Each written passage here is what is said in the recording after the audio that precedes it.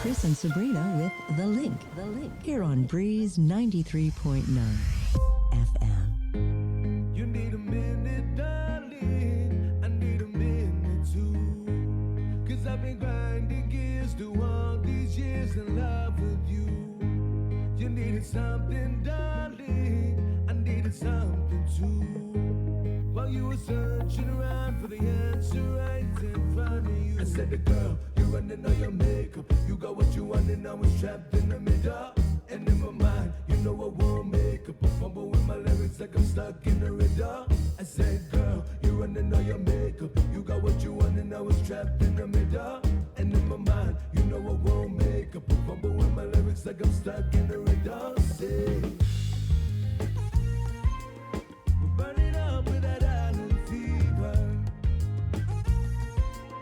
We're burning up with that island fever. We're burning up with that island fever.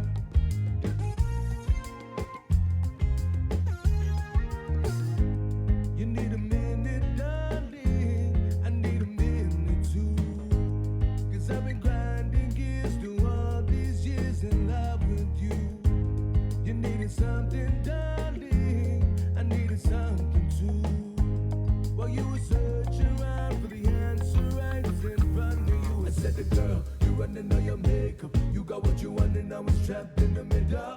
And in my mind, you know I won't make up a fumble with my lyrics like I'm stuck in a riddle.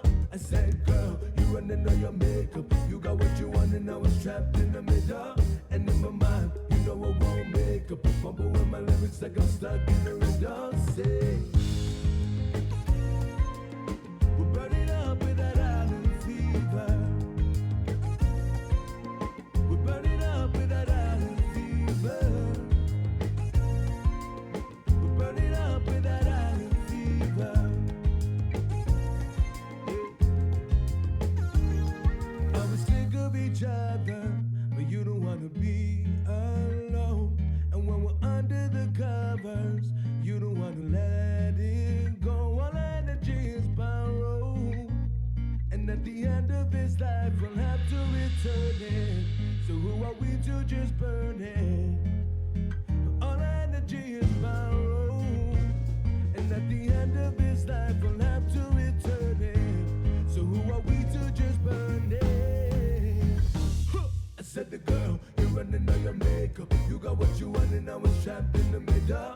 And in my mind, you know I won't make up a fumble with my lyrics like I'm stuck in a riddle. I said, girl, you're running all your makeup. You got what you want and I was trapped in the middle. And in my mind, you know I won't make up a fumble with my lyrics like I'm stuck in a riddle. Say,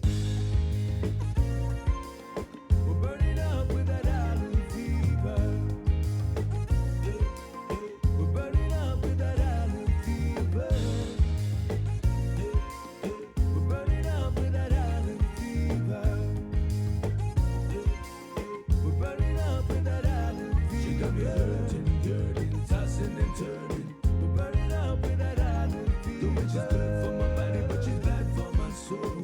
We're burning up with that island fever. She got me hurting, yearning, tossing and turning. We're burning up with that island fever. The way she's good for my body, but she's bad for my soul. We're burning up with that island fever. You're listening to The Link with Chris and Sabrina on Breeze 93.9.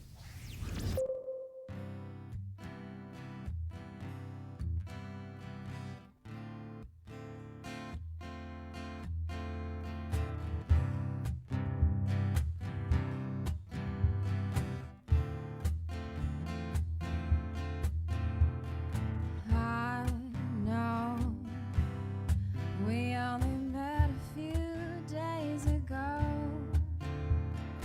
and I know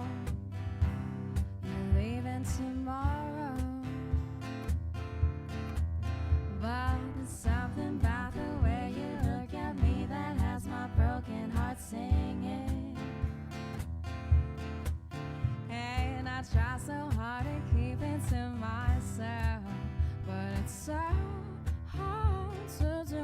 Oh, it's so hard, 'cause here I go, falling in love again.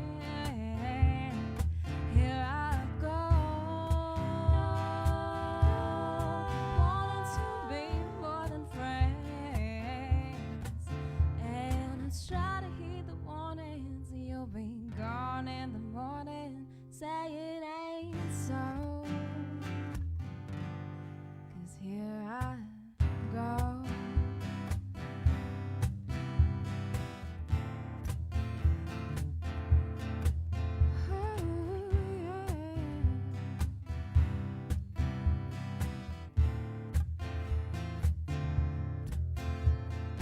These days have been so dark and gray,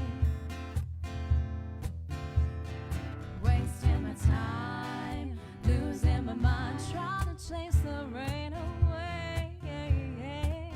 But there's something about the way your sweet melody is taking me over.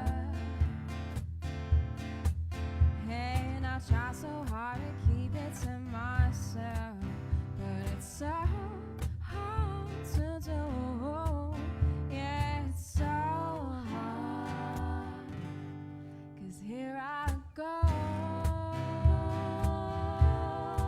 falling in love again. Here I go, wanting to be more than friends, and I try to hear the warnings. You'll be gone in the morning. Say it ain't so, 'cause here I go.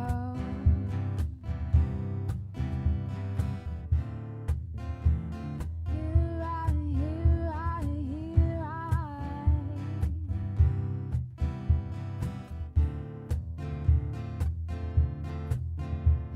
there's something about the way you look at me that has my broken heart singing. And I try so hard to keep it to myself, but it's so hard to do. Yeah, it's so hard, 'cause here I go, falling in love again. Here I go, wanting to be more than friends, and I try to hear the warnings. You'll be gone in the morning. Say it ain't so, 'cause here I go.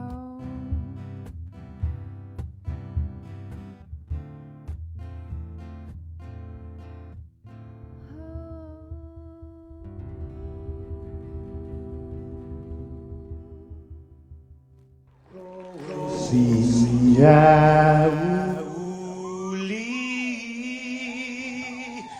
die sombren zelten meg, et zu te saluda, antes Dio hum niga, Radzauds en melekes fredsas, durant in todo in memu. A nogi distancia, como kupugi palu, zangiman malak guafi, ikonum nasugi airi, prebatu la noci, nai banderata gaigi,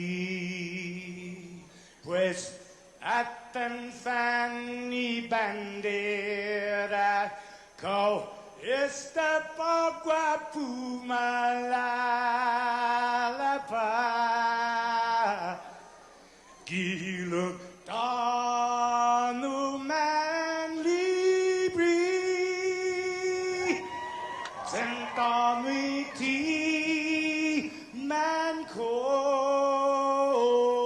badi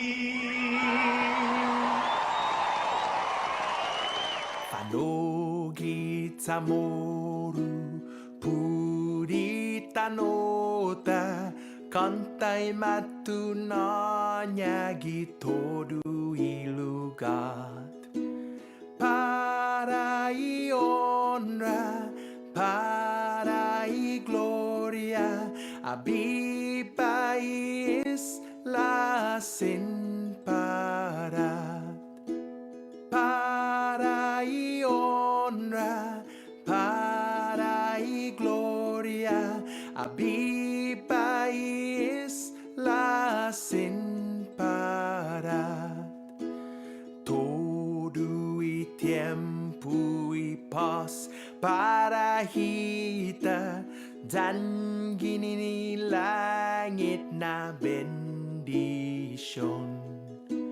Conchay peligro na fan sofuham Zeus protegis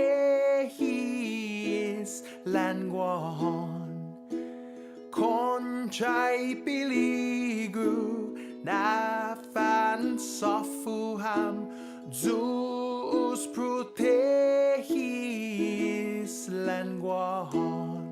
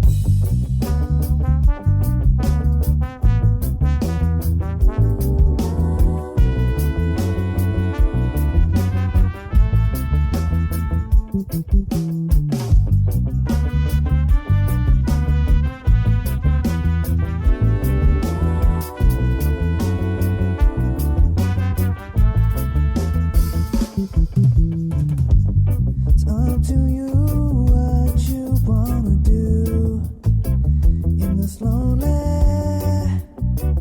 summer night. Just make sure that it's worth the while and that it feels alright. All good vibes.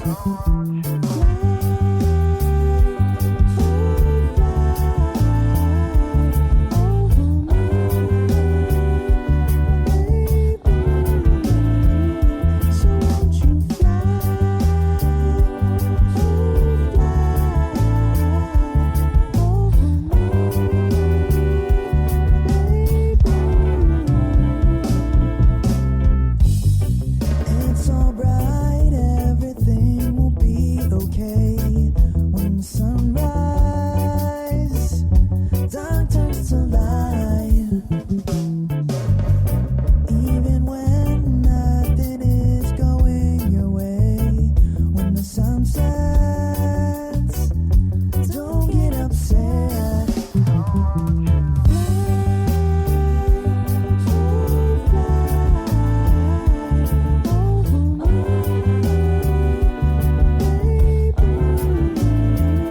So won't you fly,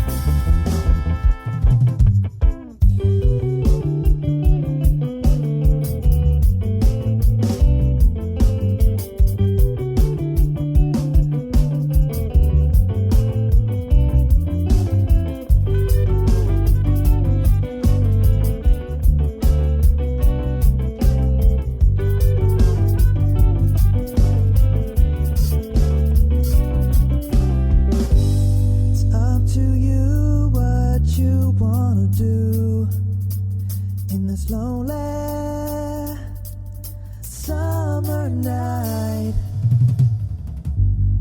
Just make sure that it's worth the while and that it feels alright. All good vibes.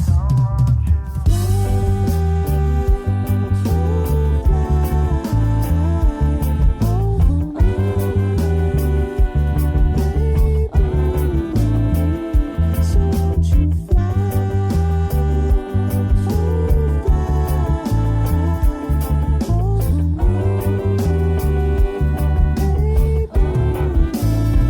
So won't you fly? So won't you fly? So won't you fly? So won't you fly Over me, over me.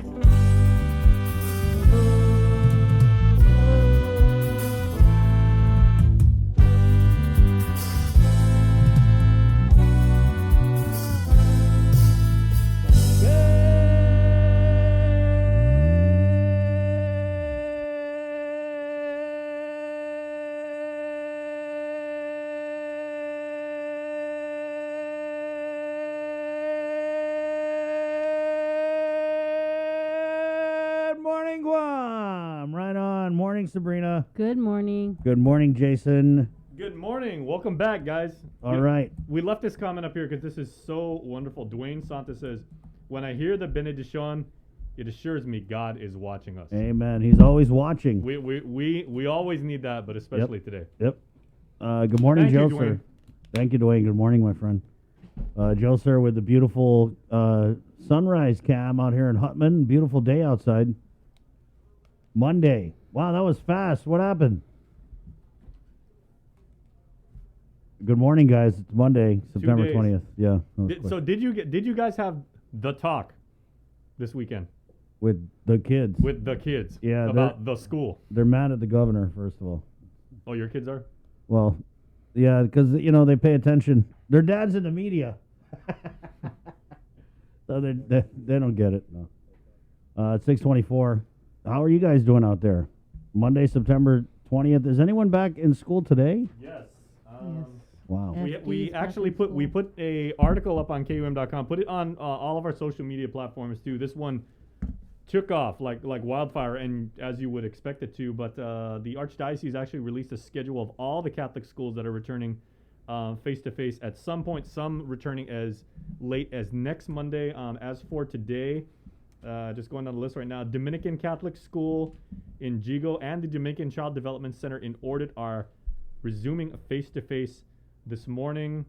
Mount Carmel down in Agate, as Attorney Mike Phillips told us last week when he came on the show, they are returning to in-class instruction.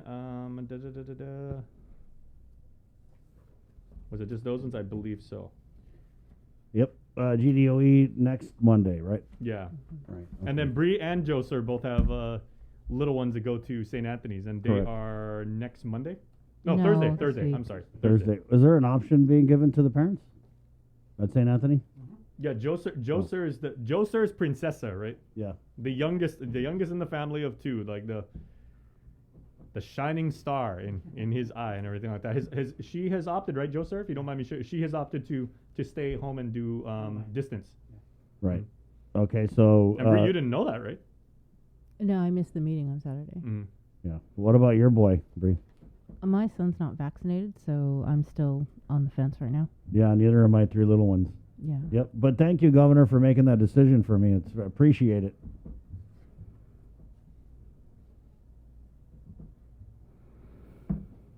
Thank you. Thank you for making that decision for us, and also coming out and explaining why you made the decision. That was the best part of all, was when the governor came out and explained to all the parents who are a little freaked out about sending their kids back to school in these conditions. When she came out and explained to us, her reasons were very good. Very good. It really spoke to me. Just kidding. She didn't come out. Woo, hey, but you know what, guys? I got to say, I felt a big burden lifted when we had Dr. Berg on Friday. That was Friday, right? Yeah. Did you guys see that interview? That was, to me, it was just like, what the hell? Usually when guests come on the show, maybe like it takes them maybe one or two appearances to really have like a long one. That was 47 minutes first time. Yeah. Well, right out of the gate. Well, of course, we did want to let him talk a little bit, but when he started to kind of go off, it's tough when you do an interview and someone's like just not giving correct information. Sometimes you want to come on and just be like, oh, no, that's not. So we spent like the whole first part of the interview trying to agree on what the governor said. The problem was I was saying what she said, and he was saying what she was trying to say, which was nothing like what she had said. What she had said, as you guys are very well aware, she said that the conditions were so bad that she was hearing the concerns of the parents, and that we had to do what it took to protect the kids, and it was only a matter of time before we saw spread in the schools. And so that's why she opted to pull the pause of the face-to-face learning. And so Dr. Berg came on, and basically, and you guys, the interview's up on our YouTube. I'm going to do Chris Barnett style paraphrasing, which is a little heavy sometimes, but it is what it is. But he basically said, oh, if your kids get COVID, they're not going to get that sick, so stop being afraid. That was pretty much what he said. I mean, he said fear like 10 times in the interview.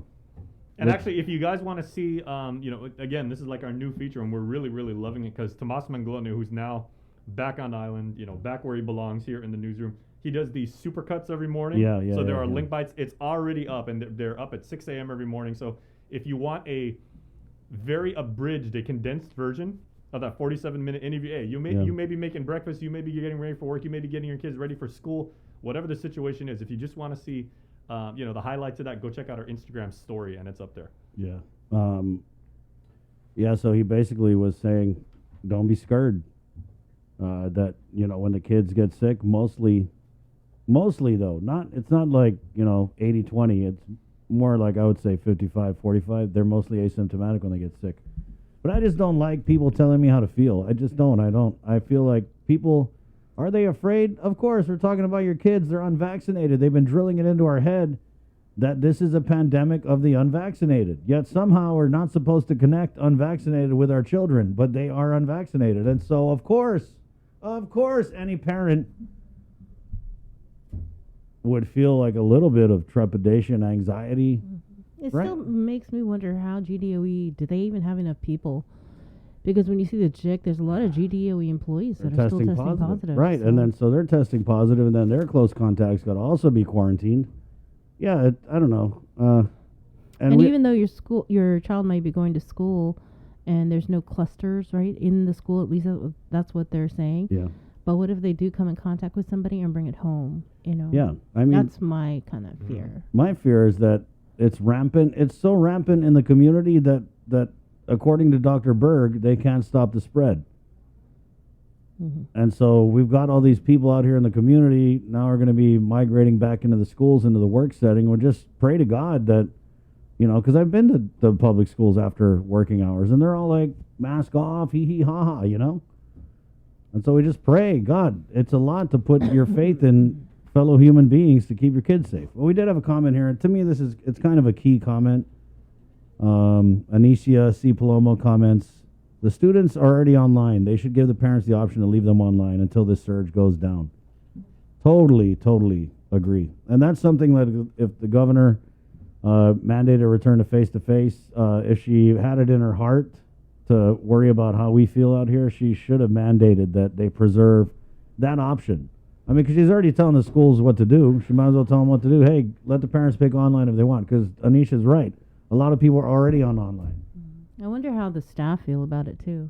They're concerned. I know some teachers who are very concerned. Yeah. Yeah, they think was one of them said it's dumb. It's not exactly how you want a teacher to talk, but yeah.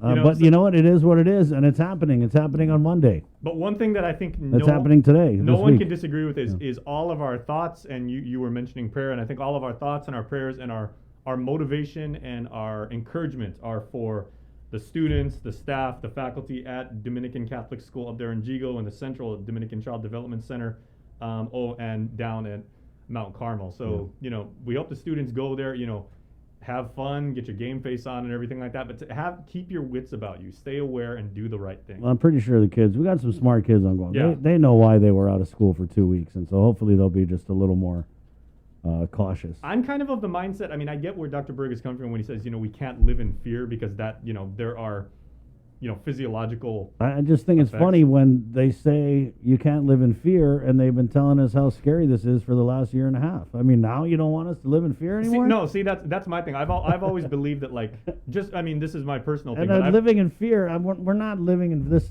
and I don't get this whole, like, a little bit living of in fear can be a great motivational factor. Yeah, but that's it's not what's like gotten me through this. I'm not hiding under the covers. I just don't want to get sick. I don't want my mom to get sick. I don't want my kids to get sick. That's it. I'm not scared of the boogeyman.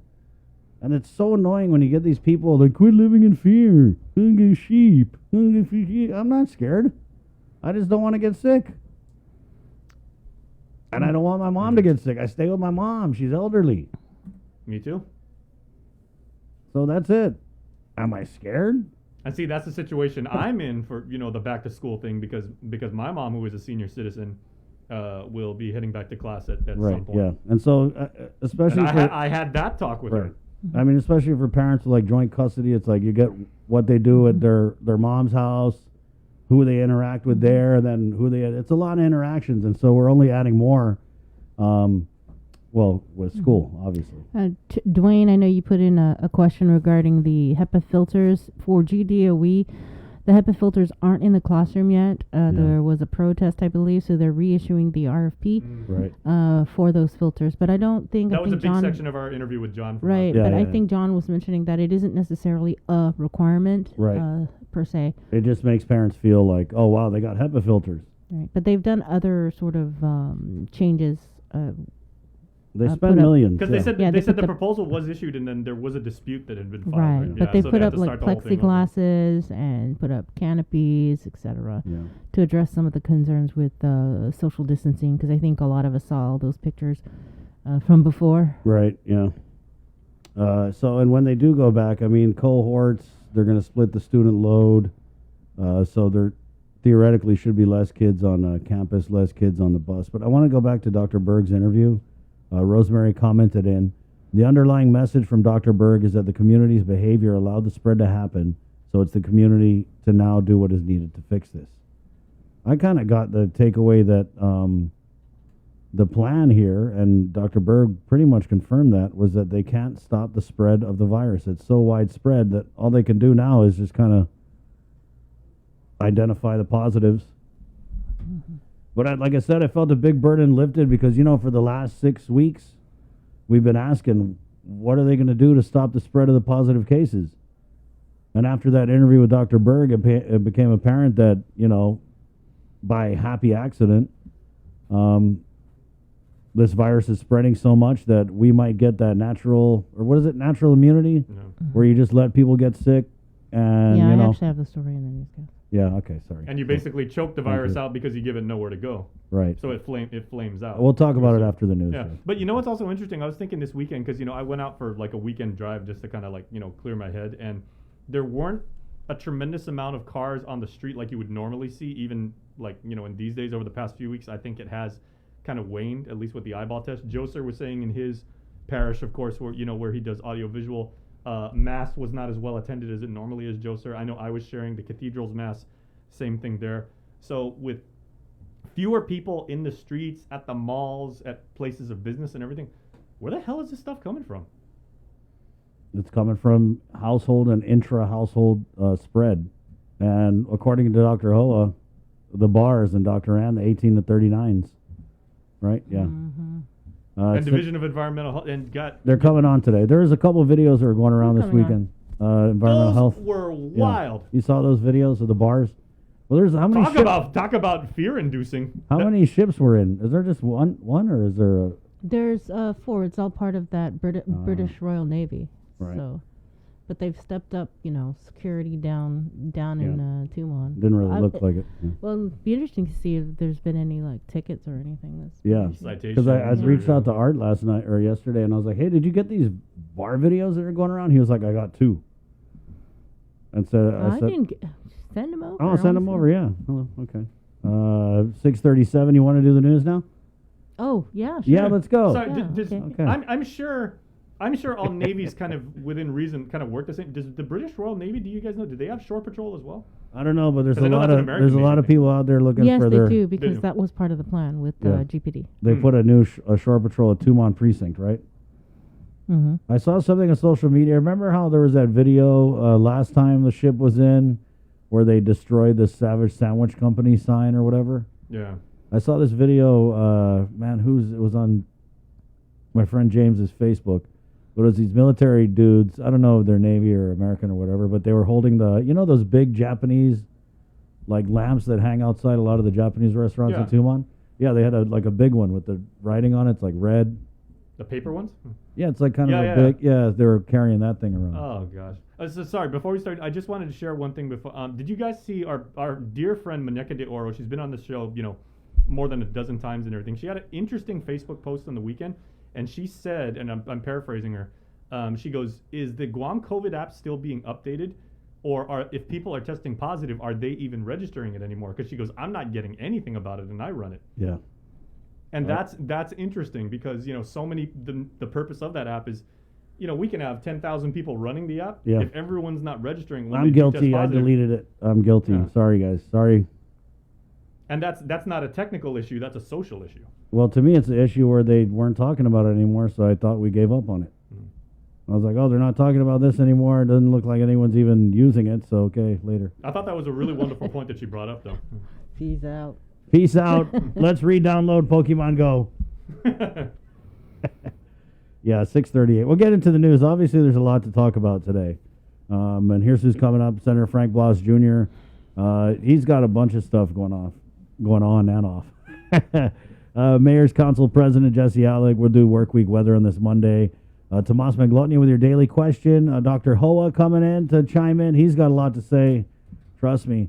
The former PAG chair, 8:30. We'll get him on. The Mayor of Dedido, Melissa Tavares. And the Division of Environmental Health, Public Health, Leilani Navarro. All on the way here on the link, which is brought to you by Pacific Points, Cabo Enterprises, ITN, and Jack in the Box at 6:39. Let's go ahead and get into the news. From the KUAM News team with the very latest. Good morning, Sabrina Salas Matanani. Off day, everybody. As of Friday night, Guam recorded 5 additional deaths from COVID. Also over the weekend, Guam recorded in total 387 new positive cases out of 3,074 tests performed. More results from weekend testing will be factored into today's JIC report. 82 people are currently hospitalized with COVID, 14 who are receiving ICU level of care, and 3 were on ventilator support. To date, there have been a total of 13,532 officially reported cases of COVID, with 179 deaths. 2,696 cases are in isolation and 10,657 recoveries. As of September 17th, the CAR score is 36.2. As for vaccinations, 300 more residents received their first dose in a 2-dose series. As of September 18th to date, a total of 116,184, that's about 85.2% of Guam's eligible population, is fully vaccinated. The CNMI reported 5 new cases of COVID-19 confirmed at the border through passenger arrival testing. All passengers are required to undergo a 5-day mandatory quarantine in a government-run hotel facility and are tested on day 1 and day 5 in order to be released. The total number of cases on Saipan is 263 since March of last year. There are no active hospitalizations. Meanwhile, American Samoa confirmed its first positive case. The case was detected Thursday among 43 travelers who were quarantined at a hotel in the village of Utule. After the case was confirmed, more than 200 travelers quarantined at a nearby hotel were also tested. The nation's Homeland Security Department reports that the traveler who did test positive was asymptomatic when tested and was fully vaccinated. The infected person was transported to an isolation facility at the Department of Health, and the rest of the passengers are in quarantine. After hours of debate, an FDA advisory committee recommended granting emergency authorization for a Pfizer vaccine booster shot for Americans 65 and older and those at high risk of getting severely ill from COVID. But the panel overwhelmingly rejected a broader recommendation of boosters for younger people. Some panel members said Pfizer had not yet provided sufficient data on the safety of a third dose for all age groups. The FDA typically follows the recommendations of its expert panel when making its final decision. The Biden administration said it has a booster shot plan ready to roll out as early as this week if federal health agencies give final approval. Boosters are already authorized in the United States for certain people with weakened immune systems. A CDC advisory committee is set to meet on Wednesday to debate who should get boosters and how many months after their second dose they should be given. Following an emergency meeting late Friday afternoon with State Surgeon Dr. Michael Cruz, village mayors are embarking on an aggressive campaign to get island residents tested for COVID. According to Mayor's Council of Guam President and PD Mayor Jesse Alec, all mayors and their staff will be reaching out to constituents, going door to door and making phone calls to encourage them to get tested and to not wait until it's too late. Island residents are urged to know their status to help slow the spread of the virus and get treatment if needed to curb hospitalizations. Triple-digit positive cases almost every day and peaking hospitalizations. It doesn't seem likely at this point we will see any new restrictions to control the spread of COVID on Guam. Here's a closer look at a possible reason why. KUAM spoke with the head of the Governor's Physicians Advisory Group, Dr. Nathaniel Berg, on the link Friday morning. We can't stop the spread. So is the plan for COVID to turn from a pandemic to an endemic disease on Guam? According to an article last month from the Harvard School of Public Health, the optimistic view of experts is that enough people will gain immune protection from vaccination and from natural infection such that there will be less transmission and less COVID-19 related hospitalization and death, even as the virus continues to circulate. I wouldn't say it's a plan per se, but ultimately that description's not far off, which is that as long as we can keep people, I don't like the part, it is true that unfortunately some people are going to get sick, but that's going to be predominantly the non-vaccinated, almost exclusively. Not all, there are exceptions, but almost exclusively that it's going to be the non-vaccinated. That's why we're trying to encourage them, saying, hey, look, you're taking a risk that you don't need to take, and unfortunately spreading it more so. But yes, ultimately, once there's been a combination of exposure and natural immunity and vaccination, we will win. We just have to pray, because there's nothing else you can do, that there isn't the new Q variant that comes along. We hope that this will be the end of it. In the past 30 days, there have been 3,533 new positive cases and 29 COVID-related fatalities. Hospitalizations have increased from 1 month ago, ranging from the 20s to 30s, now in the 70s to 80s. Also in the past month, more than 600 children under the age of 11 have tested positive for COVID, and breakthrough cases have recently increased to 37% of the daily cases. We know that as a side thing that's going on, that it is spreading out in the community. We know there's community spread, but that we're trying to do everything we can to minimize the impact that has on the community. I'm not saying that's our plan. I'm saying we know that that is happening, and we're making every effort we can to slow down that develop of an endemic virus. We're doing everything we can to slow down the negative impact that has on our community as a whole. And again, reiterating, keeping people out of the hospital, preventing people from ever getting there, and trying to keep those hospital beds open by treatment for those who do develop illness. Under the current executive orders, only individuals who have received at least one shot of the vaccine are able to visit establishments like restaurants, bars, and fitness centers. These same establishments are able to operate at 100% capacity.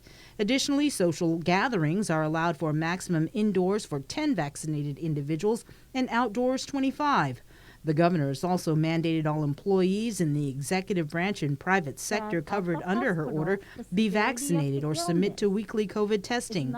Everyone is advised to continue wearing your mask, watch your distance, wash your hands, and get the shot. Most of the people that are in ICU are not. And for those of you feeling anxious, stressed, overwhelmed, or need someone to talk to, the Guam Behavioral Health and Wellness Center has experienced providers available and ready to assist the community with any heightened stress and anxiety as a result of COVID-19. The crisis hotline number is 24/7. You can call 647-8833 or 647-8834 if you need someone to talk to.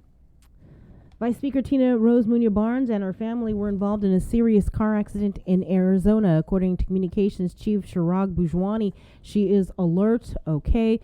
She will be staying overnight at the hospital. We ask everyone to keep her and her family in their thoughts and prayers. With more news now, here is Tomas Manglona. Update is brought to you by Pacific Points. Do more, get more.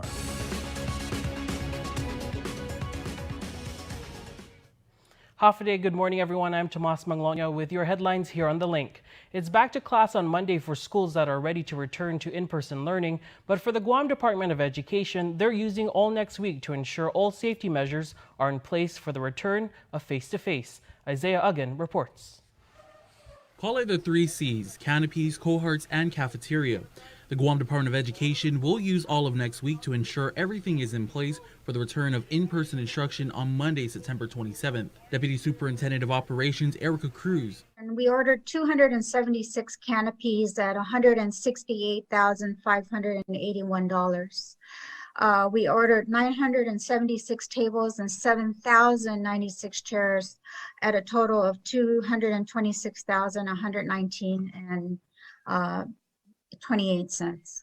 Plexiglass will be in all cafeterias, canopies constructed outside to help with social distancing, and students will return in cohorts, meaning on any given day of in-person learning, half of the student population will be on campus. Unfortunately, there's a 4th C, confusion. GDOE needs more information from Public Health on a testing plan mandated in the governor's executive order. So the challenge is, I think those recommendations and those parameters really need to be set by our public health experts, because I've done my own research into screening and testing, and there needs to be, we need to determine what the right test is. Hopefully it's a rapid test if we can, but what's the right test? Who do we need to to test? how frequently, and so forth. But public health really has to really come up with its recommendations, because we also need to find a way to operationalize this in a way that makes sense. Again, we have the capacity, we have seems like we have the resources. The question is, what is the plan? Like, who's going to get tested, on what frequency? At what frequency do we require consent? How do we obtain that consent?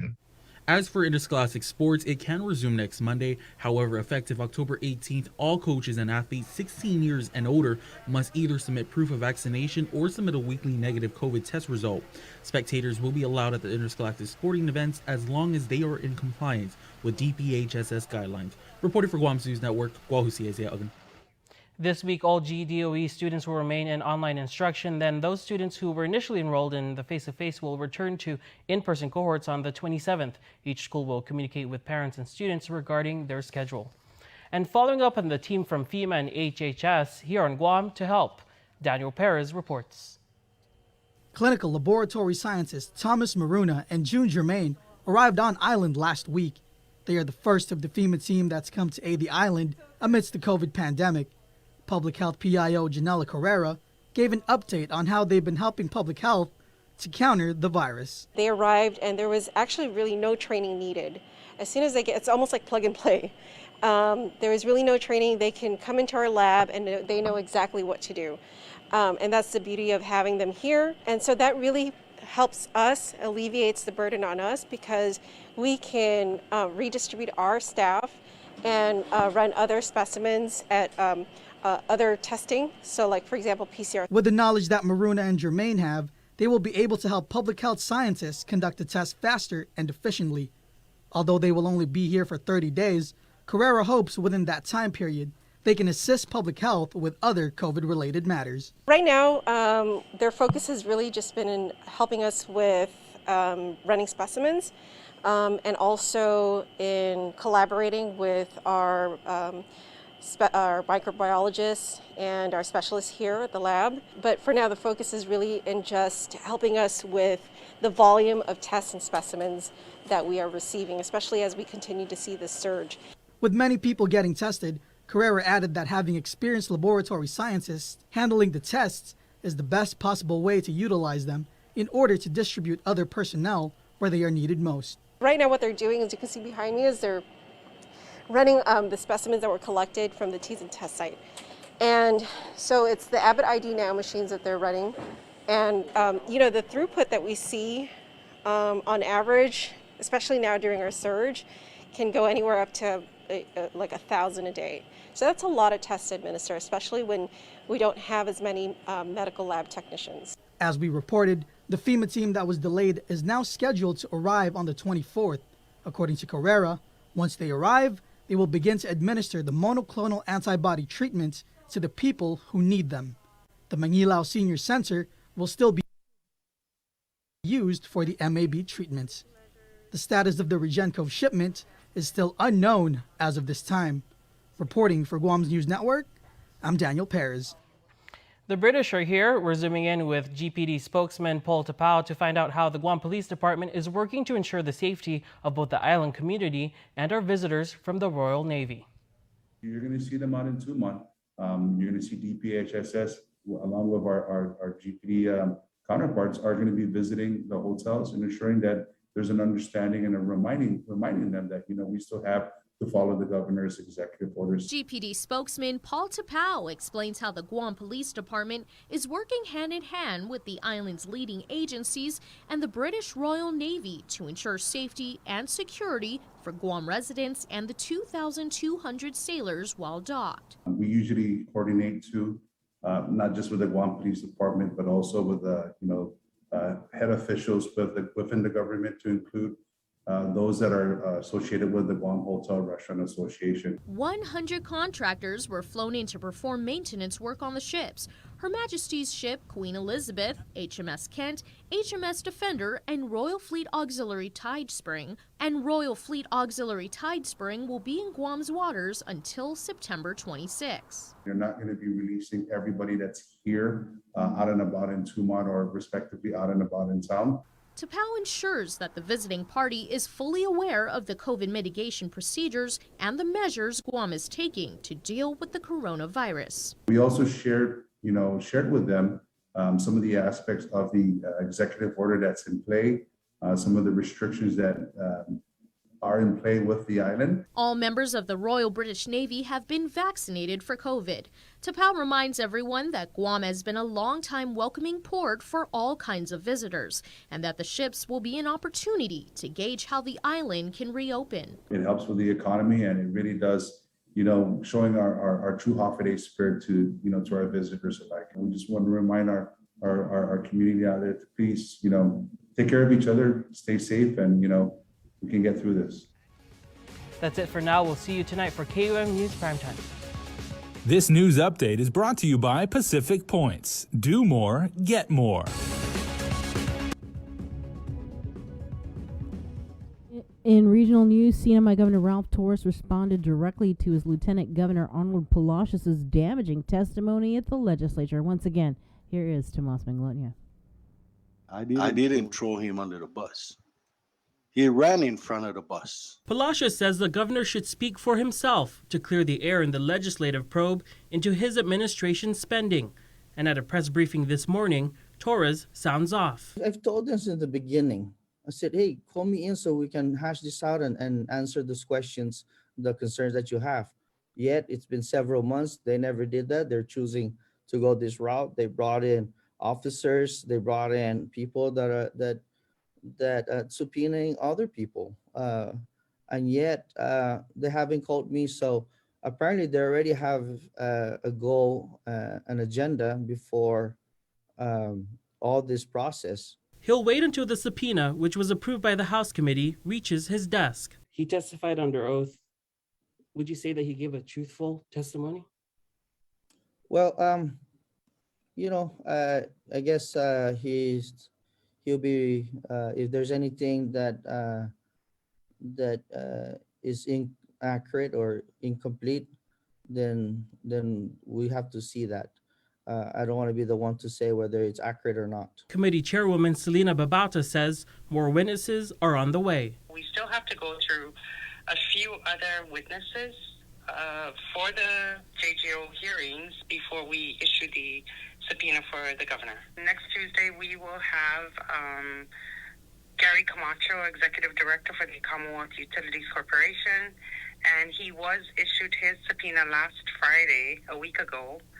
And so far we have not received any communication that he will be coming with an attorney, or, as with some other witnesses in the past, they have not notified us whether they will be speaking in vernacular or in English. She says they'll have questions about utility bills in the thousands for the governor's home and other accounts under his name. Island Media asked Torres if he's considered resigning. Absolutely not. Tomas Manglona for KUAM News. More than 100 passengers from Korea arrived on Guam over the weekend as Jeju Air welcomed its first charter flight since the start of the pandemic, according to the Guam Visitors Bureau.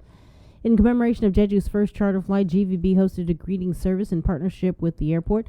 The greeting included live music from Joe Guam, while complimentary hand sanitizers were given out to arriving passengers. Another charter flight is anticipated on September 22nd. Jeju Air is slated to resume regular air service twice a week beginning on October 28th. The Guam Chamber of Commerce is still waiting to hear back from Adelup on yet another plea to roll back the island's business privilege tax. President Catherine Castro says so many small businesses continue to struggle. We just need a little bit of support, and to us that it is a small bit, but it would mean so much. The private sector has really stretched itself thin. Businesses have closed. People have lost jobs. We still have over 10,000 people without jobs. We need to do something. The business privilege tax was raised in 2018 from 4% to 5% in response to the Trump tax cuts and the projected loss in local government revenues.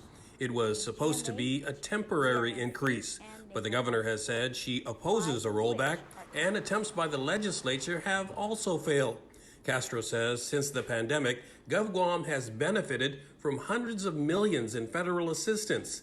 it's been business as usual. She says now it's time to let businesses keep more of their own money. We're just saying, hey, you're able to operate, so can you support the private sector so that we can be able to survive? Our source markets are still closed, right? Our tourism industry needs dire support. Our private sector needs dire support. And to us, this is a small way that the government of Guam can support our economy. For many businesses, a 25% reduction in the BPT is a matter of survival. That's why Castro says the chamber will continue to push for it. We just are asking our elected officials to support us. For Guam's News Network, I'm Esther Lecanto.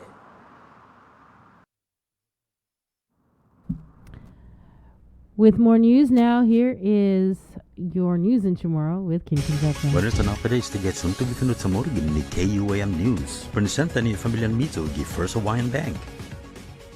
Dispersa di emergency na meeting gimapos sa Taluan and Business, then State Surgeon Mike Cruz, mahod sengsong siya paugo sa masigogon mo na aji sa campaign para fan mates si residente ni Isla para COVID-19. Sigon ni presidente ni Mayor's Council of Guam, si Jesse Alec, to di mahod siya sa niya staff sa Sempi Manhano kadaguma para matelefon ni residente ni sengsong siya para fan maepog na fan mates para COVID. Tori residente ni Isla sa may epok para matungo sa tao niya para yung nadjuday tinan manifesti sa nufan maamti kung manesisita punofan maespetat.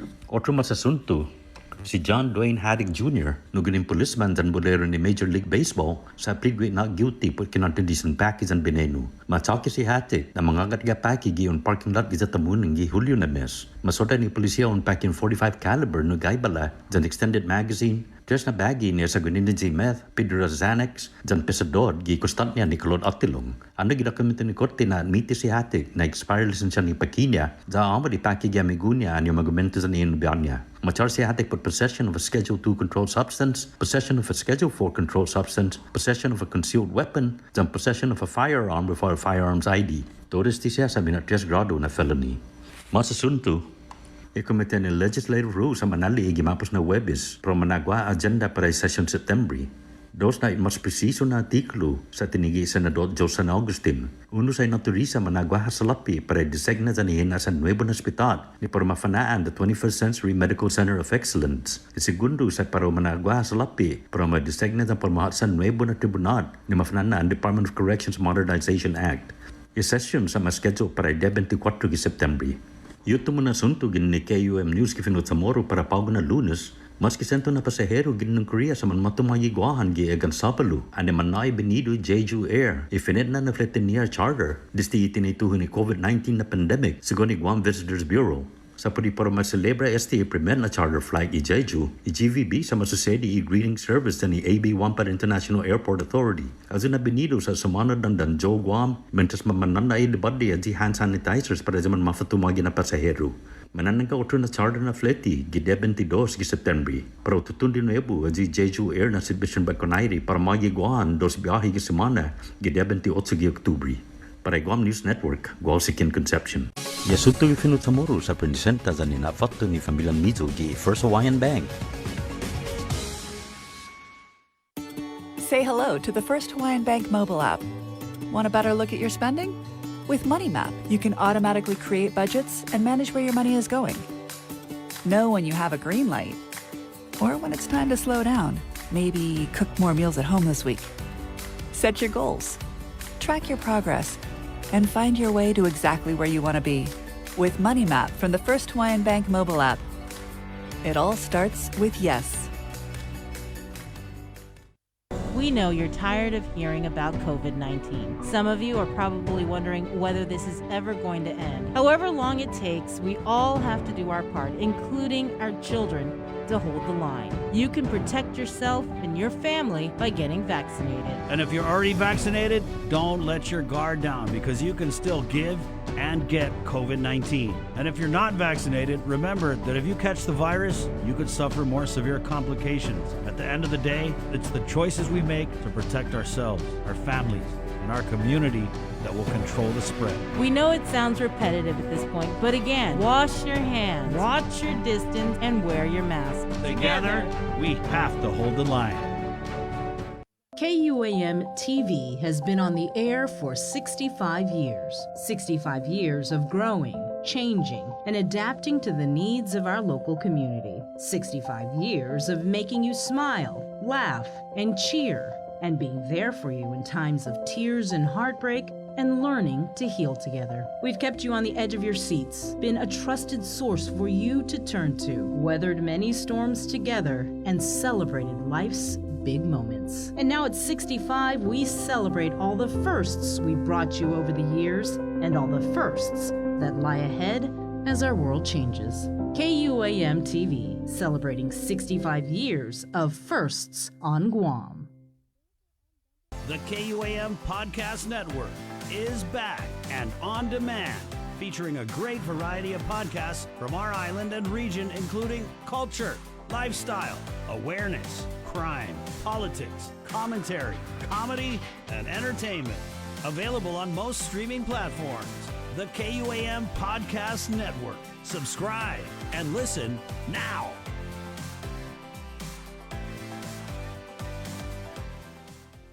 Take in the panoramic beauty of our island each Sunday on the KUAM News Instagram with Scenic Sundays. Scroll through the natural beauty of the island on display. Scenic Sundays on the KUAM News Instagram is brought to you by Addis Trust and Investment, Location, Service, Trust, and Haagen-Dazs Shops Guam, where every day is made extraordinary.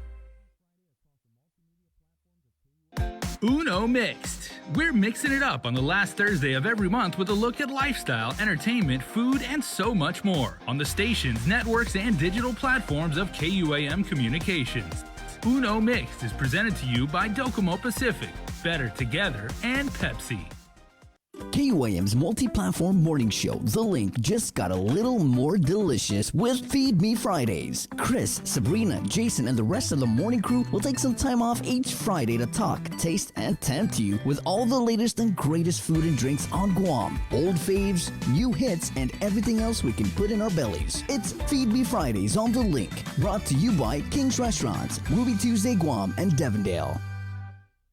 Catch SportsLink on the KUAM News Morning Show, The Link, every Friday to hear about the latest in sports news, game schedules, athlete profiles, and more. SportsLink, brought to you each week by Cure Alkaline Water and Mariana's Irrigation and Landscape, airs every Friday across the multimedia platforms of KUAM. Tune into the broadcast on Breeze 93.9 FM on KUAM TV 11, live streaming through the KUAM News Facebook page, or view highlights on YouTube, KUAM News Facebook, and Instagram. SportsLink is hosted by Dave Delgado through KUAM Sports, and he will make sure that everyone knows what is happening on the fields, in the gyms, and everywhere in between. This season, KUAM Communications is ready to go with more games, more championships, and more sports specials guaranteed to bring out the fan in you. Don't miss a minute of gameplay from NBC on KUAM TV 8 or from CBS on KUAM TV 11. We're bringing you all the action and excitement brought to you locally by Michelob Ultra, the superior light beer, Mariana's Irrigation and Landscape, and Docomo Pacific. Do you feel like you're missing out on something? Make life more rewarding with Pacific Points. Earn and redeem points for bill rebates and free load at IT&E, discounts on fuel at Shell, vouchers at Foodies, and United Mileage Plus miles. You can even pay with Pacific Points at IT&E, Shell, and Foodies. Pacific Points. Do more, get more. The relationship between Guam and Manila, Philippines is undeniable as we share similar cultural traditions, history, and heritage, with generations of Filipinos calling Guam home. KUAM presents a monthly look at the capital city featuring in-depth and engaging interviews on everything from medical tourism to new business and government leaders. Veteran newscaster Nestor Lecanto delivers Beyond Our Borders. This special program is brought to you by KFC and the Medical City, where patients are partners. GU Self-Storage, conveniently located near the Harmon McDonald's, offers fully covered loading and unloading area with individual pin-coded gate and door access. Call us today at 648-7867 for more information.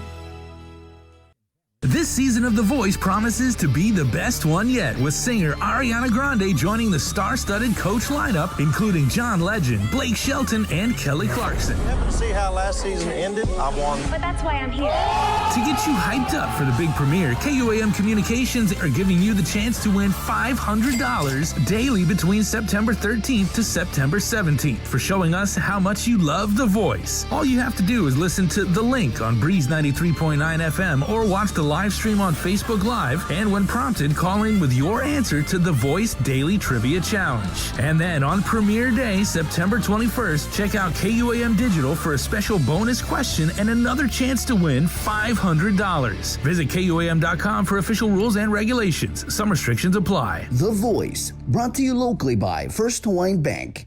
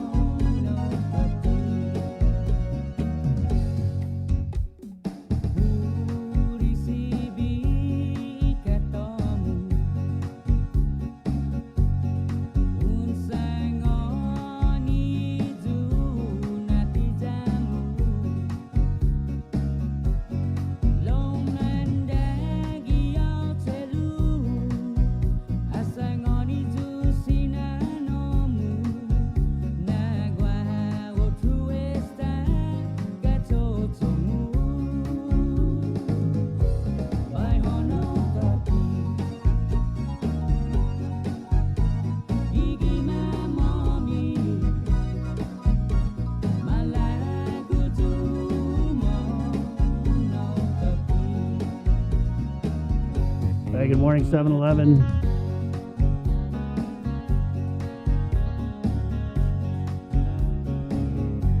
The link.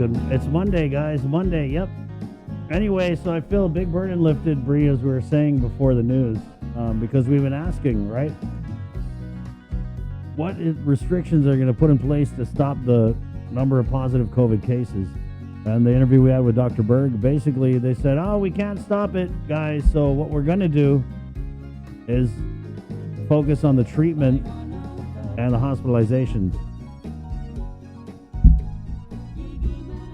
We talked about natural immunity with him. And natural immunity is basically you reach a point where you can't stop it, so it's going to spread everywhere.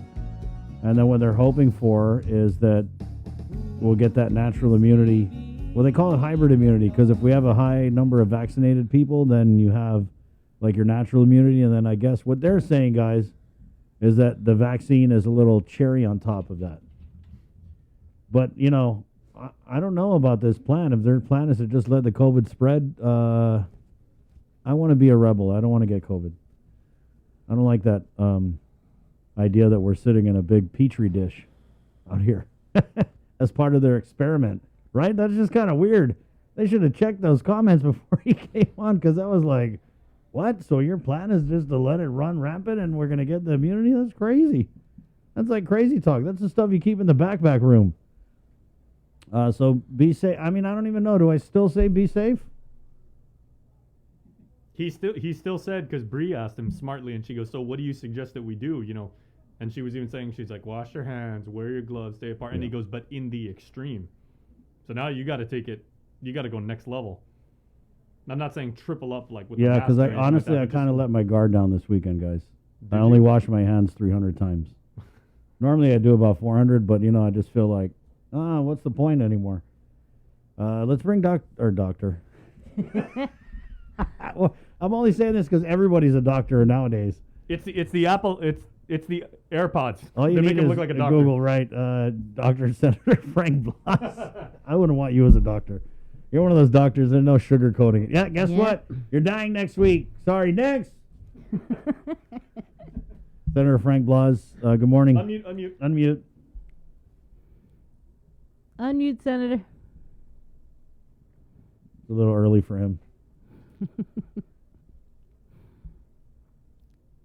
There you go. How about now? All right, on, yes. All right. Well, good morning, Well, you Senator. know, if I was your doctor, it'd save you on deductibles. Yeah, that's true. Senator, good morning. Good morning. Good morning, Bree. Hi. Good morning, Jason. How you Hey. doing? So How how you was your doing? weekend? How was your weekend? It was just another weekend. Yeah. How was your weekend, guys? How was your Just no? another weekend? Oh. You Yeah, first, just Senator. How was your Sorry. weekend? Were you out there partying with the British or what? No. Stayed home. Stayed home. You know, my wife gave me enough chores to do. There you go. There you go. So you're Speaking of your wife, Yeah. is she gearing up to go to school? She just left. She left about 20 minutes ago. right. Yeah. The Senator Blas's wife is Yeah, a she- teacher she- up she- at Attica Elementary. She leaves early. You know, she wants to get up there and get things done and get things ready. So, Yeah. but there's still what do you call that? Online. Right. So, yeah, she goes in, makes sure all the homework is inputted and stuff. And Well, Senator, that you've been coming out with a lot of stuff, and so we wanted to bring you on here. I kind of wanted to start with this. I don't know how many letters you've written to the Attorney General, and this, guys, this is relative to 3 letters to the Attorney General. Yes. This is, let's go back to the beginning of the pandemic with Stargate, I like to call it. Pacific Stargate was kind of the big scandal with the quarantine facilities that were procured, we'll use the term loosely, by the governor's son-in-law, former legal counsel. So the public auditor, BJ Cruz, came out with a scathing audit, basically said, oh, this is all kinds of red flag. And Senator Blas has been writing to the Attorney General 3 letters now saying, hey, if you saw this audit, there's got to be some stuff that's prosecutable there. And we even had that confirmed by the public auditor on this very show. Public auditor said, oh, yeah, there's some stuff there that they could definitely look at, right? And so that's what Senator Blas has been doing. He's been saying, hey, this audit, it's pretty questionable. Mr. AG, is there anything you can do with this? And so you got your letter back from the AG. What did he say? I haven't gotten any letter back from the AG, and that's the concern that I have. I have had communications with his office, and I was in, on a number of issues that I've written the AG for,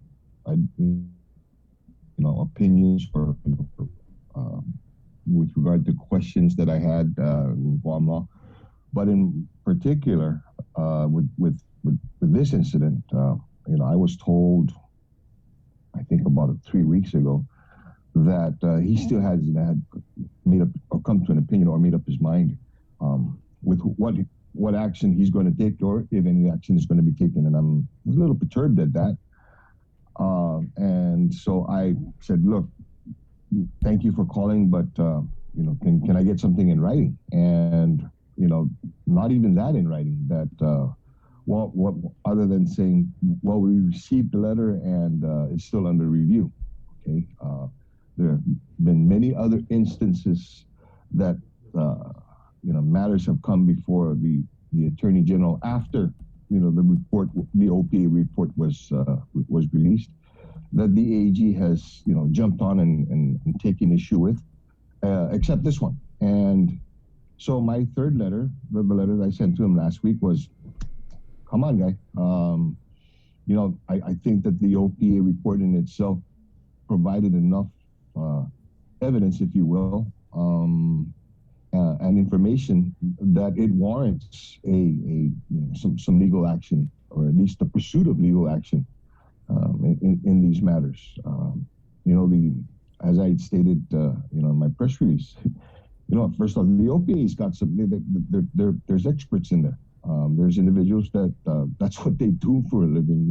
Is conduct audits, and as a result of those investigations that they conducted, combine that with BJ is a former Chief Justice, he's a former Speaker of the House. He's very knowledgeable of the law, and for him to put his signature on a report like this, you don't take that lightly. And that said, is that there were discrepancies that the audit had found in looking into the procurement that was conducted. Back in March of 2020, that I felt that the office should look into the matter. And again, this is it's been quite some time, and so what are you going to do? What can be done? And then I'm waiting for him to reply.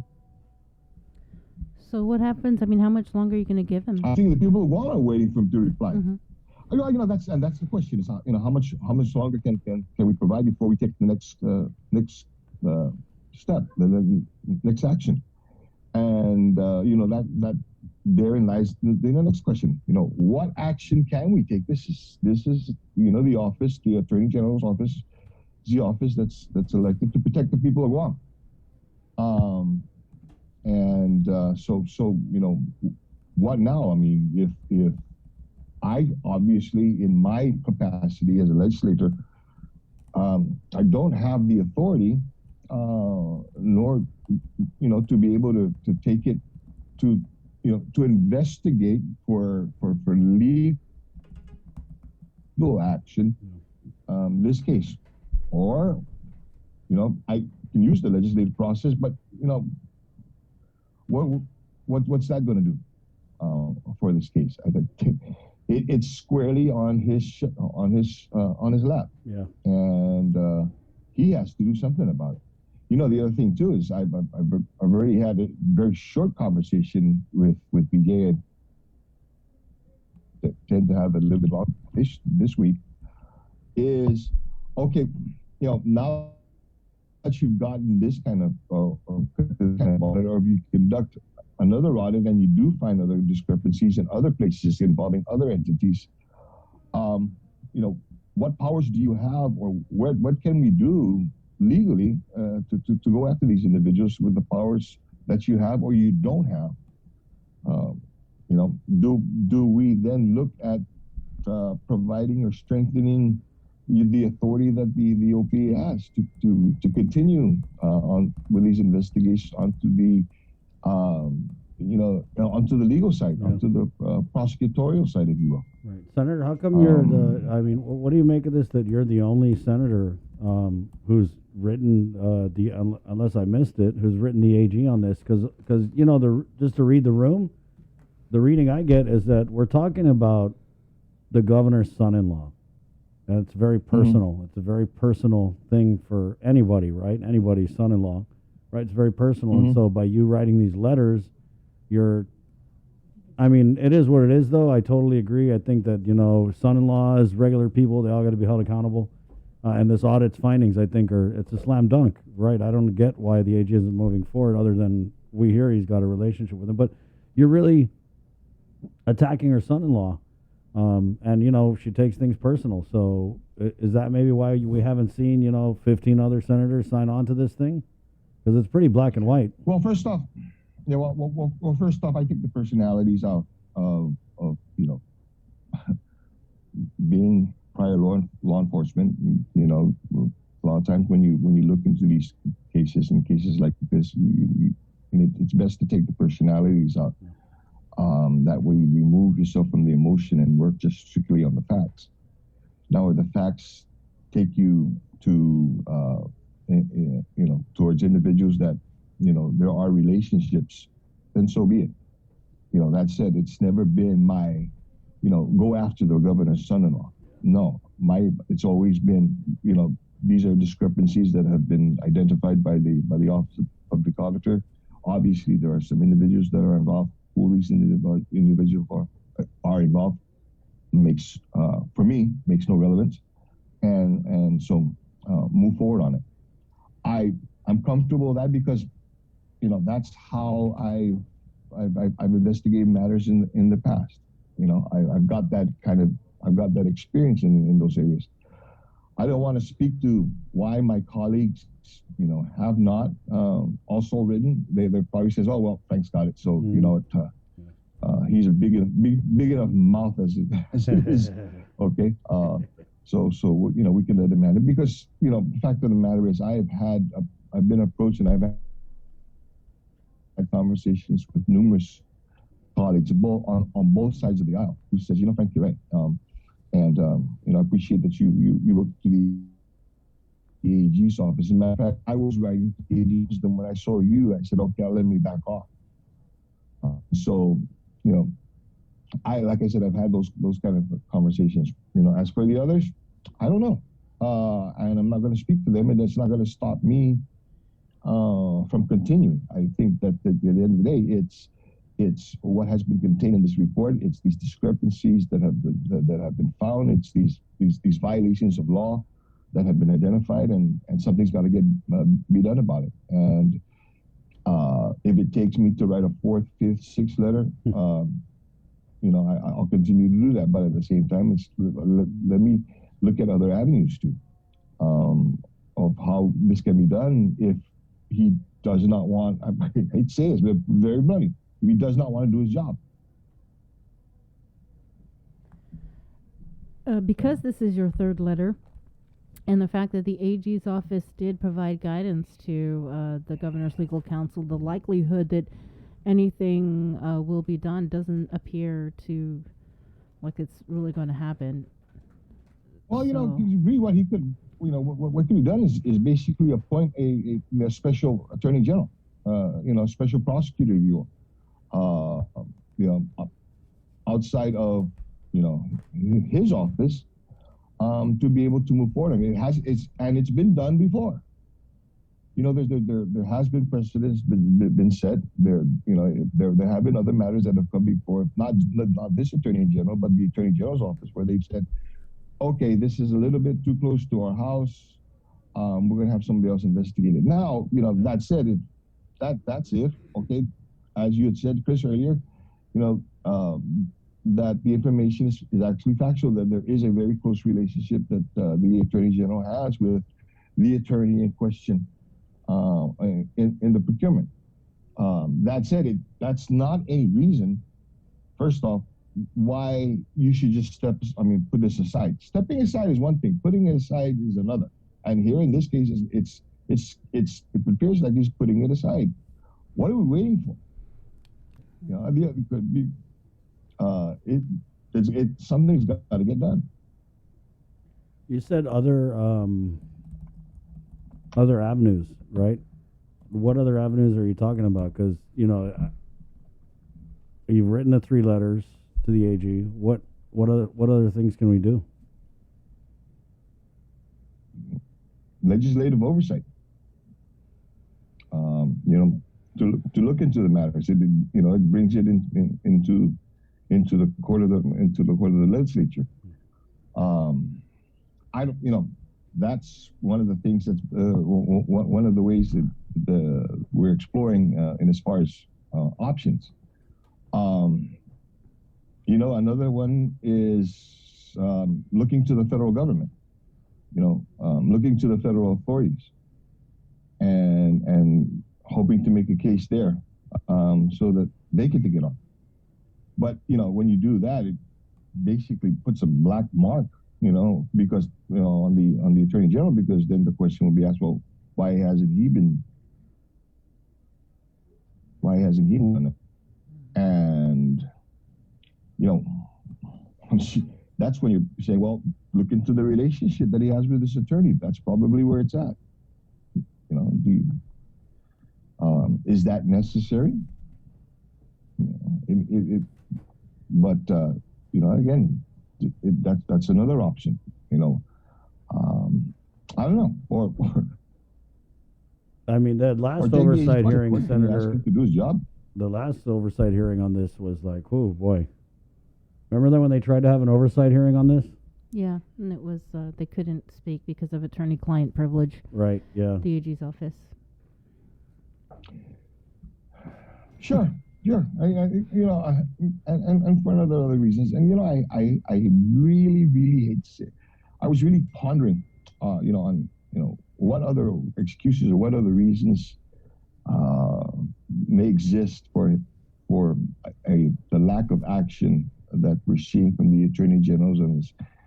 And I hate to say this, but you compare this to a lot of other matters that are not just before the people of Guam here, but even in the United States, throughout the United States, it's these people don't want to do anything. They're elected officials. They don't think anything's going to happen. So, what? Because they're in positions of power, just let it slide and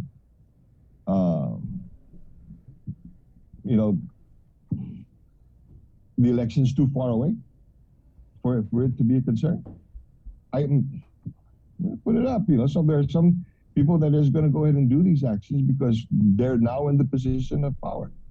What can the people do except raise Cain? But I don't want to go that route, and we shouldn't have to be able to go right. And for people in power, for lack of a better term again, it shouldn't be that your jobs are threatened, that nobody is going to, that you're going to lose the election should you not do this. We just want you to do your job. Senator, there was something else that I want as subtle as I can there, though. Yeah, there was something with I want to say it was like vaccinations, Bree,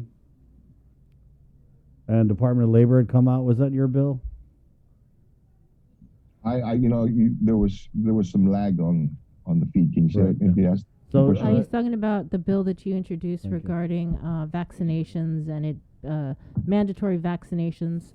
I guess within the governor being able to use her emergency powers to mandate them, but that the vaccine must be fully approved by the FDA. Was that your bill? Okay, I think there were actually two bills. That one was 176, where what it does was it amends the Emergency Power Act with regard to vaccinations, and so I put the language in there. Basically, Governor, you do have the power, the ability to be able to mandate vaccinations in the cases of public health emergencies. However, the amendment to that law is that the vaccinations that can be mandated must be unconditionally approved by the Food and Drug Administration. You can't mandate vaccinations that are emergency use authorized. It has to get the full approval of the FDA. That's Bill 176. Bill 181 provides that employers, if you're going to mandate vaccinations, first off, there has to be some options and some alternatives that you can be provided to an employee. And if that employee refuses or that employee wants to exercise those options, that you cannot take any legal or any action against that employee. Bill 181 was more of a pause, if you will. With the vaccine mandates, and saying that employers, you're going to have to start to do this. There's some people that can argue this as, well, there's nothing that mandated an employer to do this. It's just, well, look at all the restrictions that you put on the business. If the employees or the business does not follow the vaccine mandates, so it is a mandate. It's not asking, you're telling them to do this. However, if you're going to start to do this, you got to recognize that there are some conversations that you got to have with your employees.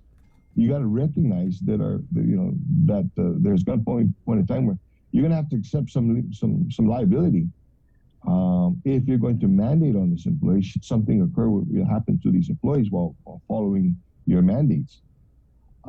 And so, I suggest put a hold first off on what you want to do. Let's as a community, let's think this over. Let's think this through. Before we start to go down this road of having to mandate this and mandate that, because then, what happens next? Where are we going to go to next? Earlier before we came on, one of the discussions was, okay, we've gotten to herd immunity, so now what it is? Oh, we're going to get back to, whether you're vaccinated or unvaccinated, you're going to get COVID now, and we're just going to have to start to tolerate it.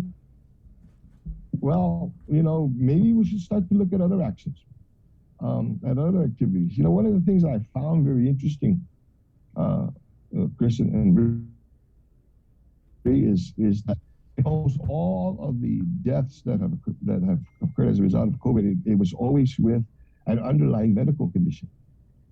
It's always been with a comorbidity. Why haven't we been attacking that? Why haven't we been asking that, okay, as a result of these comorbidities, which, and there have been, studies that the Center for Disease Control and the National Institute of Health, as well as, with the FDA, on COVID deaths, related to, or comorbidities related to COVID deaths. Why haven't we started to look into and educate the community about what those comorbidities are and start to work on reducing those comorbidities, in the community and amongst individuals, so that if they do contract COVID, there's one less medical issue to be concerned about that can really cause severity or even death with this individual. So going back to what these bills basically provide is, can we start to look at what the number of different options are? Because that said, is if you follow the science and you follow the information that's being provided about COVID and its mutation, there's some concern with regard to the mutations that are occurring after Delta, and whether or not these mutated variants,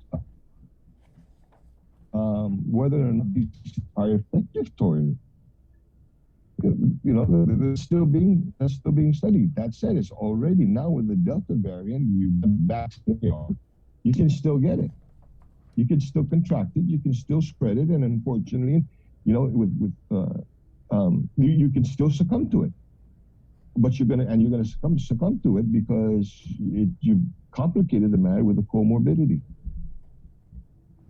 So why aren't we working towards identifying and addressing Senator, comorbidity? are you saying, like, instead of restrictions on the unvaccinated, that we make it so that, if you're diabetic you can't dine in, or if you have No. Is I think if you're a diabetic or if you've got high blood pressure, please take the time, take the necessary precautions so that you can reduce this. Right. Okay. Yep. So that if you go to the restaurant, instead of eating the pork belly, you can eat the salmon. Eat the pork belly, but get brown rice, guys. Senator, just to line things up, my version of brown rice is Diamond G cow roast with soy sauce.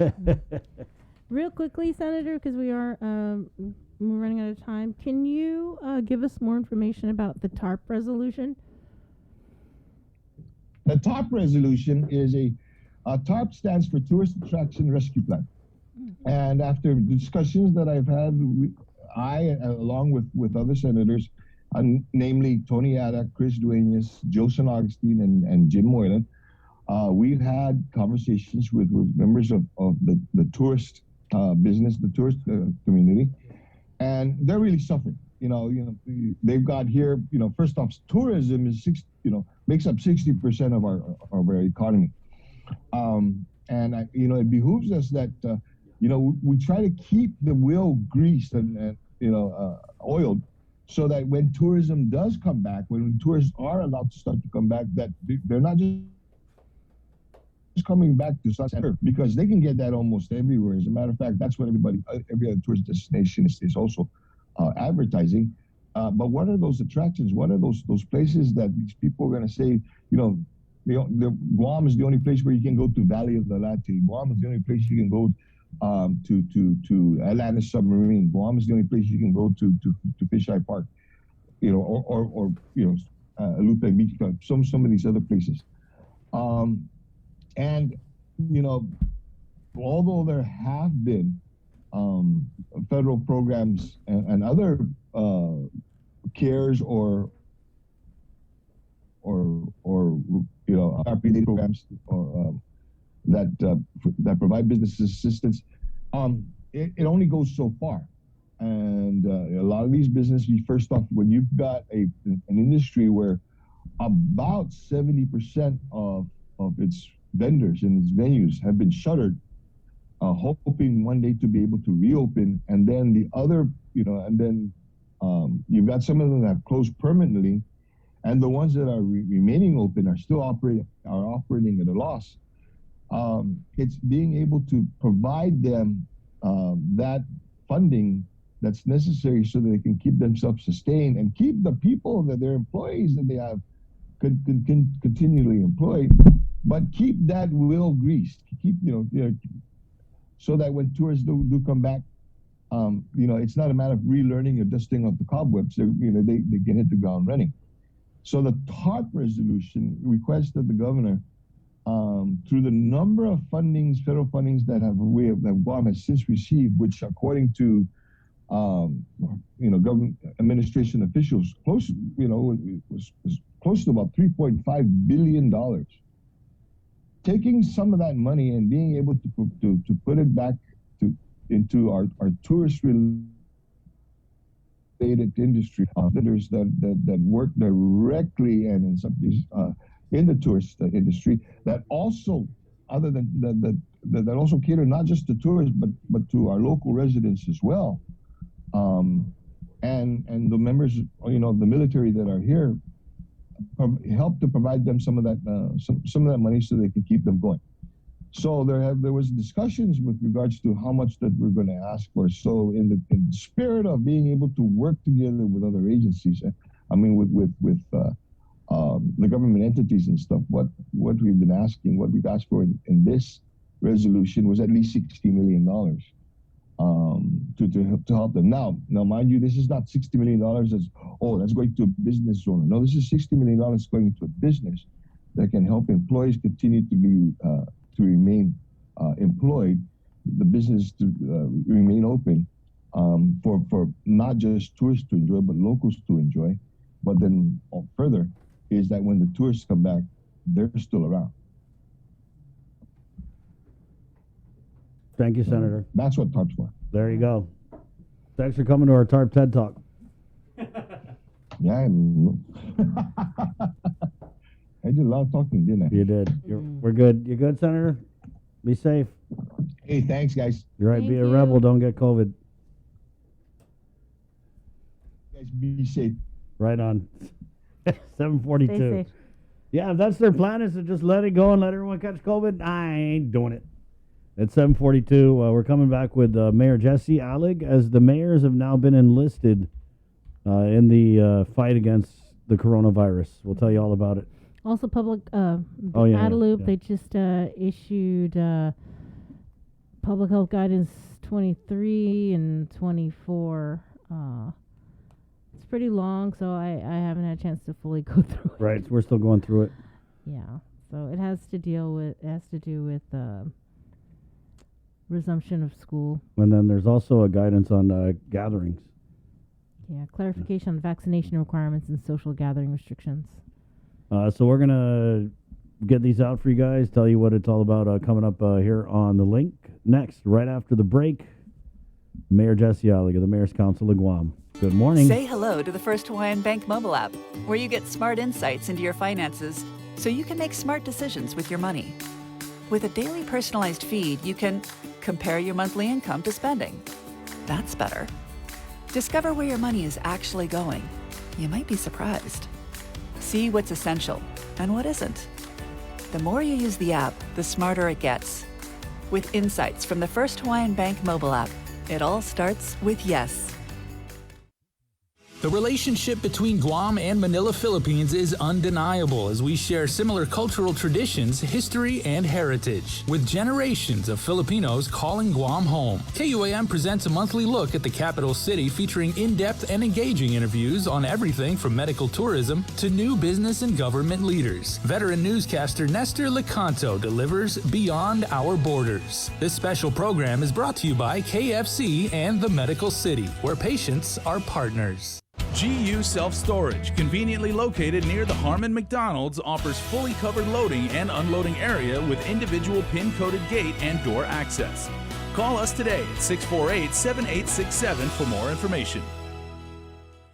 Do you feel like you're missing out on something? Make life more rewarding with Pacific Points. Earn and redeem points for bill rebates and free load at IT&E, discounts on fuel at Shell, vouchers at Foodies, and United Mileage Plus miles. You can even pay with Pacific Points at IT&E, Shell, and Foodies. Pacific Points. Do more, get more. The world of television is more exciting than ever. Don't miss a minute of special presentations from NBC on KUAM TV 8 or from CBS on KUAM TV 11. Every month, we'll bring you the fun and excitement of award shows and red carpet moments, special series presentations, and other great network programs. Brought to you locally by King's Restaurant, Ruby Tuesday Guam, Bud Light Seltzer, and Docomo Pacific, giving you more reasons to tune in and turn on. Fall in love with TV again with the best from KUAM Communications. Listen, watch, and learn from the daily Chamorro News updates from KUAM News. Catch them on The Link during the 8 o'clock hour, streaming online on Isla Radio, or on the KUAM News YouTube channel for your convenience. Tune in and stay informed, all while preserving our precious culture through the daily use of our native Chamorro language. Chamorro News updates are brought to you by your familia at First Hawaiian Bank. KUAM Communications continues our perpetuation of our Chamorro culture, language, and heritage, with features available to our listening and viewing audience, including streaming of Chamorro music 24 hours per day on Isla Digital Radio on KUAM.com and the KUAM News app. Chamorro News Update, weekdays on The Link and the KUAM News YouTube channel. Conversations about life in our Chamorro language podcast, Cuentos Tapoco, with Kin Conception, seasonal specials, shows, and other features highlighting the beauty of our language, culture, and history. It's a new era of our continued commitment to our Chamorro heritage. Isla, watch, listen, stream. Viva Isla!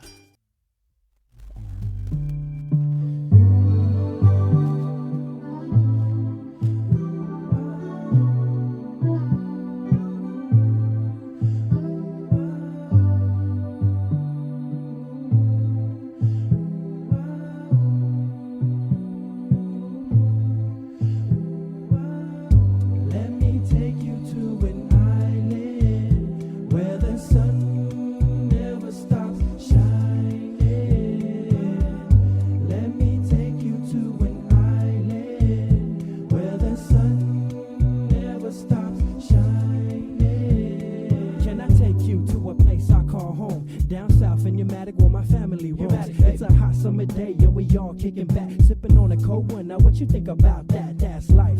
Here on this island paradise. Yo, I'm going back soon, but I might think twice, cause that city life is way too fast. Yo, I'd rather stay in Guam because this life is bad. Sand beaches, surrounded by my nature. No need to worry about these player haters and my culture. I got love for my people, still rapping Guam, staying true to my chat loose. Where the COVID is always rising. Let me take you to an island. All right, I got a pulse oximeter. Let's start the bidding at $60. Do I hear 61? Anyone? 61? 62? Do I? No, Bree, people were telling me that we made the island run out of pulse oximeters. Guys, remember that was one of the takeaways from last week. It's about damn time that they're putting out information. You know what I mean? That's and if you guys have seen these, don't wait until it's too late. Yeah, it's a little too late to be coming out with this, but it's better late than never. Thank you, guys. Yeah, they said monitor your oxygen, your blood level with the pulse oximeter because with all these dead on arrivals, what's happening, what all the doctors are saying is they're having that silent hypoxia, which is where basically you're suffocating without even knowing it. And it's just been an insane amount of DOAs, right? And if you Google this nationally, it's happening too. 7:48. Let's go ahead and head into the KUAM News Zoom room where the president of the Mayor's Council of Guam, Mayor Jesse Allig, is standing by. Good morning, Mayor. Good morning. Alpha Day. Alpha Day. So let's start with let's not. I know, right? Because I think we're all kind of tired of talking about it, but we got to do what we got to do to keep our community safe. And so, what happened on Friday? Why was there this emergency meeting that was called? So really, I think the mayors, I think the doctors realized that the mayors could actually be instrumental in getting the word out to the people.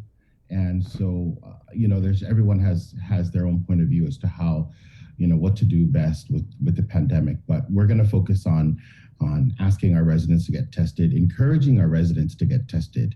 And we're certainly going to, it's definitely not going to be everybody's deal. But the importance of testing is knowing your status, knowing if you're positive or not. Because if you don't know you're positive, and Chris was just talking about, people not knowing that they're sick. Well, that's the problem, is that people don't know that they're positive and they don't know they're sick until it's too late. And that's the reason for all the deaths on arrival. So our focus really is to get the word out to get tested. We want to be able to share with our residents where to get tested. We do know that, the T's and lines are always long and everyone complains about it. We know that in Alahan, the Southern Center opened up, and for whatever reason, if those lines get long, there's the Northern Regional Center as well, and there's the Tier 2 clinics, and that's what we want to put out. We want to push out that those clinics and those sites are available for testing for anyone, and most importantly, that the testing is free. Whether you're insured or uninsured, you certainly can get tested. The other issue is if you're not feeling well, don't worry about don't worry about not having insurance, because those Tier 2 clinics will accept anyone who is feeling sick to get tested and to get checked at no charge. And I reconfirmed that and reconfirmed it and I reconfirmed it again so that we can let our people know, hey, don't worry about not being able to pay if you're not feeling well. And it's sneezing, coughing, maybe even a headache, and just not feeling typical when you wake up in the morning. Go and get checked. And the doctors have said it time and time again. If you're feeling different, if you're not feeling normal, and even if it's a slight cold, it probably isn't a slight cold, or it isn't the typical flu. You may be COVID positive. And so it really will save your life to go and just get checked, whether it's to get tested or to get medical attention, because for some people, it's too late. And that's the sad part, is for a lot of people, the last couple of weeks, it has been too late for them. And that's our message from the Mayor's Council of Guam. And that's what we're going to do for the coming weeks, is really encourage our people to get tested, just so that you know your status. If you're negative, then continue to live a healthy life. If you're positive, then get checked, and seek medical attention so that you can continue to live healthy. And that's our angle. And we're hoping not to be combative in that, and we want to just be helpful, and we feel like we can. And so that was the gist of the meeting, and that was what we agreed to as the Mayor's Council. And we'll continue this week to work with other agencies and entities who can help us reach out to residents. So we've tried many different ways to get the message out. We do flyers, and we see all the flyers. We see all the JIC releases. We see video clips. We see tons of video clips. But are we reaching the people that need to get the message? it doesn't seem like that because people are still dying. And so on top of, yes, we did produce a short video clip unprofessionally, but we're trying to just get the message out that we are working on a different angle. Right. And it really is just to encourage residents. We're not telling anyone what to do. We're not saying that you have to do it. We're just encouraging everyone that, this is what the doctors are telling us. And we're hoping that you'll heed this message and you'll heed this request to get tested if you're not feeling well. It's not just a typical flu anymore, and it's not a typical cold. And that just needs to get driven in because that's what's killing everyone, not knowing what's happening. And so we're really hoping to work that angle. And the grassroots level, most people know the mayors to be grassroots type of people. And so we really are trying to get to the really be the boots on the ground. And I know that I did mention to Bree last week about door-to-door. And door-to-door was what came up as an option. But again, it really is the mayor's discretion as to how they're going to execute their village campaign to get the word out. Mm-hmm. We are going to try another option, and that's phone banking. So we do have a script that is approved that we'd like to share with, that we will use with our volunteers and our office staff to call around our residents to make sure that they know we're here if they have any questions. And if you need any information on testing clinics or testing sites, we have that information for you. And so we want to be, I know that, not all the mayors are going to be able to do all of it at once because, again, we still have to do our regular duties. But again, that's what we're working on this week, is to see how we can begin to phone bank so that we don't actually have to go house to house to knock on their doors. We could actually just do the phone banking. And we all won our election, so we know how to phone bank. I think it's a brilliant idea of using Let's go win this election and call around to make sure our people are doing okay. As long as you're doing okay. And I don't want anyone to think that we're going to call you to harass you. We're not calling anyone to harass anyone. Bottom line, we just want to know if you're okay. And if you're okay, great. Have a great day. If you're not okay and you need some information, we want to help you and give you the information. That's what it is. Because we're going to get the critics to say, well, I don't want to call because I don't want anyone harassing me. Yeah. And we are not. That is not our purpose. And if you don't want to take our call, no problem. We'll kindly hang up. We'll gladly hang up. If you could kindly hang up as well and not call us names. We're just really trying to do the best that we can at our level because we feel like we've been contributors to the success so far of the pandemic. And of course, I don't know if you could use success and pandemic in the same sentence, but we just really want to try and see what we can do on our end because, like I said, the governor, the administration, the legislature, the public health, and everyone else, the doctors, they're working their own angle, and we're hoping that we can help this way. Well, we're gonna play your, what did you call it, unprofessionally done video. Yeah. Yeah. It's very nice. It's actually very nice. It's very well done, Mayor. Grassroots is what he called it. And so here again is the Mayor's Council of Guam with their Get Tested PSA.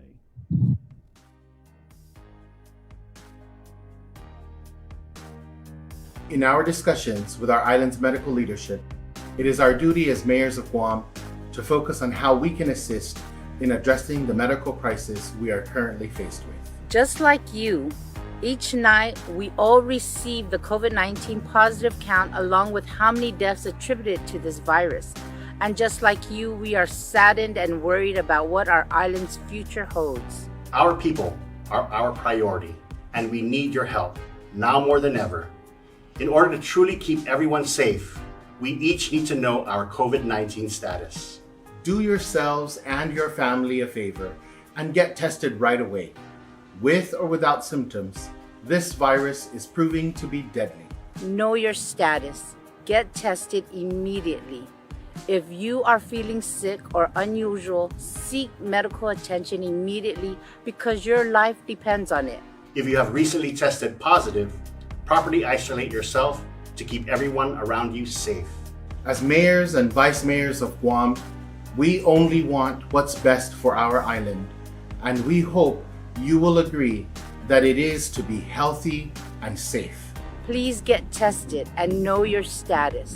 Please get tested and know your status. Please get tested and know your status. Don't wait until it's too late. Your life depends on it.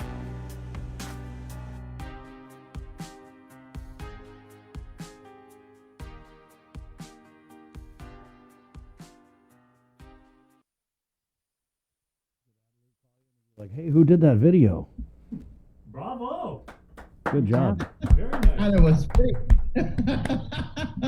Good job. You know the one thing I actually appreciate about that, Mayor Jesse, was that you guys did not mince words, and I mean the message is very, very strong. I mean, no kid gloves on that one. Yeah. So nice, nice job. Let me ask Mayor though, because they're putting a big responsibility. I don't know if you noticed, but they're putting a big responsibility on your shoulders, right, to get your residents tested. Basically, picking up the slack from what public health is supposed to be doing. So I want to ask whether it's going house to house, knocking on doors, or making phone calls or testing at the mayor's office. I just want to know, can you guys do this? Can it be done? Yes, it can be done, and I think that how well that's what we want to work out. And sure, we know that, but you know what? Yes, we can talk about whose job it is and whose responsibility it is, but really, we're elected to do the same thing. And I don't know. I mean, perhaps if it was another president, another mayor's council president, or if it was another, I don't know. I just feel like we just need to do our work. We need to do our share. And if the majority of the mayors feel that this is part of what we should do, then we need to do it. And so far, the majority of the mayors have agreed. And I think they agree because they see that the need, they see the dire straits our hospitals are in. They see our communities. I mean, we hear it all the time about what's going on out there and what people should do, what people shouldn't do. But there's so many other things that we haven't done and we haven't tried. And so if we can do it, then we're going to do it.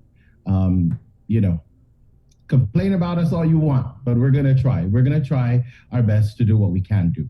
And if it's even offering testing at our offices, then so be it. We've been asking we've been thinking about, starting from the very beginning and having the testing sites at our villages again, like we did at the very beginning. But again, there's some things, have to be worked out, and we don't know. So we'll do what we can do. And what we can do is we can reach out to our residents because we have, they're close to us. That's who we deal with every day. So yeah, it's a lot. It's a lot. And I'm sure our staff, they're hearing this and they're just like, right. But hey, that's why we're here. That is why we're here. And until we're all safe and clear, we'll all continue to work hard. Yeah, I just think it's kind of interesting that we're constantly asking the mayors, right? Because we know you guys are on the front line. We know you guys know your constituents, but yet you guys seem to be the first on the chopping block when it comes to COVID differential pay. Just kind of is upsetting. Yeah, I mean, that's another thing. But again, it really is. It's really up to the mayors and how we work with our staff. And I think for the most part, all of us do wonderfully in that area. And we really try to let our people know that, we do appreciate them, and our staff know that they're appreciated, and our staff know that we will compensate them in some other way if it is not through a paycheck. And we know what the hardships are out there, and one way or another, we're gonna make it work out. You're right. It's unfortunate that we're always a second thought, and it is unfortunate. But what do they say? It is what it is, and we'll just have to press forward. Quite honestly. There you There's go. really nothing I could do. Like I said, if I had the $1 million in my in my checkbook, I'd write the check to them, but I don't. So, Well, you know who yeah. does. Yeah. And you know, and that's the thing is like there's this, you know, we're faced with a bigger problem now. And I'm concerned that we may not be applying that money now to what's necessary. I mean, everyone has an idea as to what needs to get done. Most of it costs money. And I'm thinking about the Binax testing, antigen testing. I mean, if we bought thousands of those and sent it out, that would help us, you know, and that's testing. That can be for free. I mean, the pulse oximeter, I mean, gosh, if it costs $20 on Amazon, couldn't we buy that as well?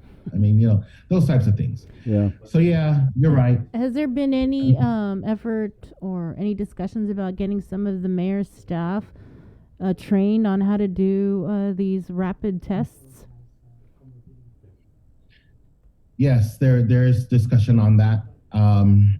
There is discussion on it, and we have not finalized that discussion.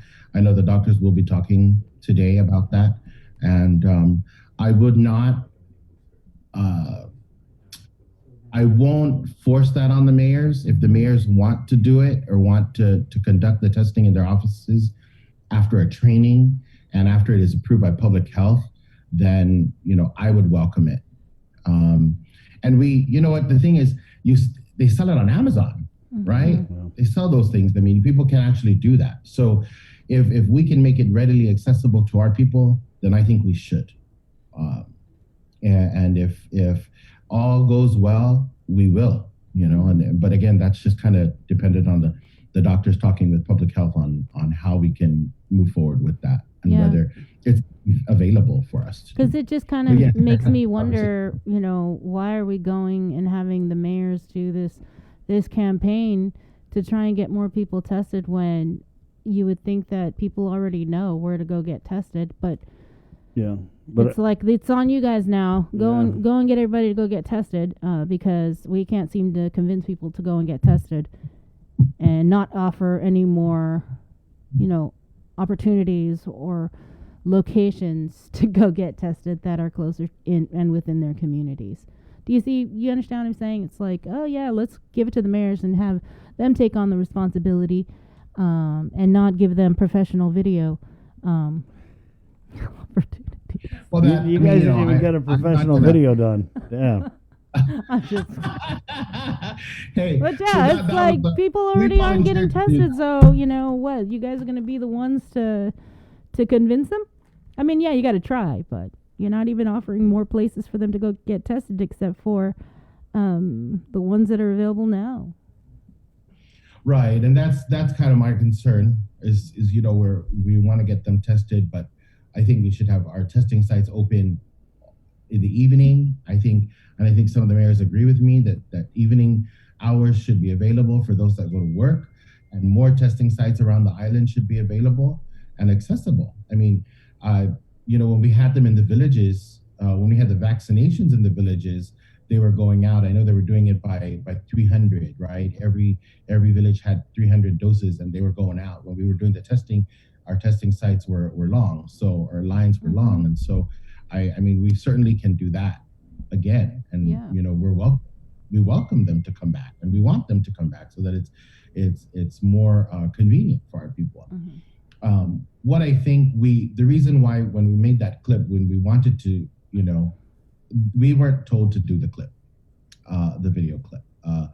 We wanted to also list those clinics and testing sites because a lot of us know it by heart, but sometimes we need to see it, right? We need to see it over and over again because that's what's available. So take a look, take a screenshot and check them out. Go there. And we can only do what we can do with what's available. And that's what we're doing. Mayor, do you feel like because the way I look at it, it's like these people who are succumbing to the virus, showing up dead on arrival, I feel like these are the forgotten people. They don't have insurance. They don't have a doctor. They don't have a clinic that they can call.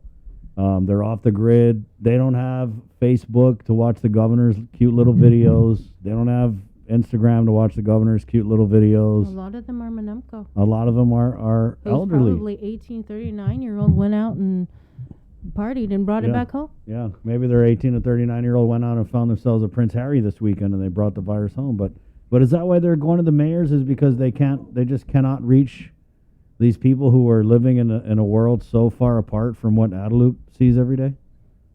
Precisely the point. That's where we're coming from. We're saying we need to take a different angle. We need to take a different approach. And our approach is going to be something that's different, that hasn't been done, which we know, because you're right, you just stated it. I mean, those people don't have WhatsApp, they don't have Facebook, they don't communicate with regularly with other people to know what's going on. So we want to go out there, and we have their contact numbers. We know how to get a hold of them. We know where they live, and that's our campaign. That's what we're trying to do. So yes, we did a video clip, and yes, I said everyone does it, but it was just kind of something to start us out. And we've been calling already. Some mayors have already started calling those. Most of us have a list of Manumco and residents who do not access social media and WhatsApp, and so that's our primary list, certainly, to get the word out to them, and that's our focus as well. So then, Mayor, you guys are going out there trying to convince your constituents to get tested, and then what if they test positive? We had the Inalahan mayor on last week, TC. And he was talking about, hey, we were talking with public health. We would like to see a southern infusion center, because the only one opening, as far as we understand, is the one for villages is the one in Manilao, and then you have GMH and GRMC. But was that also brought up during discussions with the state surgeon? Right. So what happens is, if they test positive and they're symptomatic, then they need to go and seek medical help. And that's why we've listed the tier 2 clinics, again, because that's what's available. We're not going to fight for what's not available at this point, because we're in dire need right now. I mean, we need to get the people to know that they have to know their status. They need to know if they're positive or not, because if they don't know, that's what's contributing to the deaths on arrival, is that they don't know that they're sick. Yeah. They don't know that they're positive. So we want to encourage residents to know if you're positive. If you're positive and you're not feeling well, then go to one of those tier 2 clinics. And you don't have to be insured. You don't have to be an established patient. Just go get the help that you need. If you're not symptomatic and you're not feeling cold symptoms, you're not feeling flu-like symptoms, but you're positive and you're worried, go and get checked. Go to the clinic, because it's free. It's free at the tier 2 clinics. And that's why in the video clip, we listed tier 2 clinics, because it's free for any resident who needs or who just is concerned. And we just want to push that message out. If you're feeling sick, if you're not feeling sick, but you're positive and you're worried, go and get checked, because it's better that you go to the clinic and the doctors tell you what to do next. Okay, that's what we're trying to do. I'm sorry. So there was no discussion on possibly opening up more infusion centers in the villages? Only because you'd think there would be a plan or something. Yeah.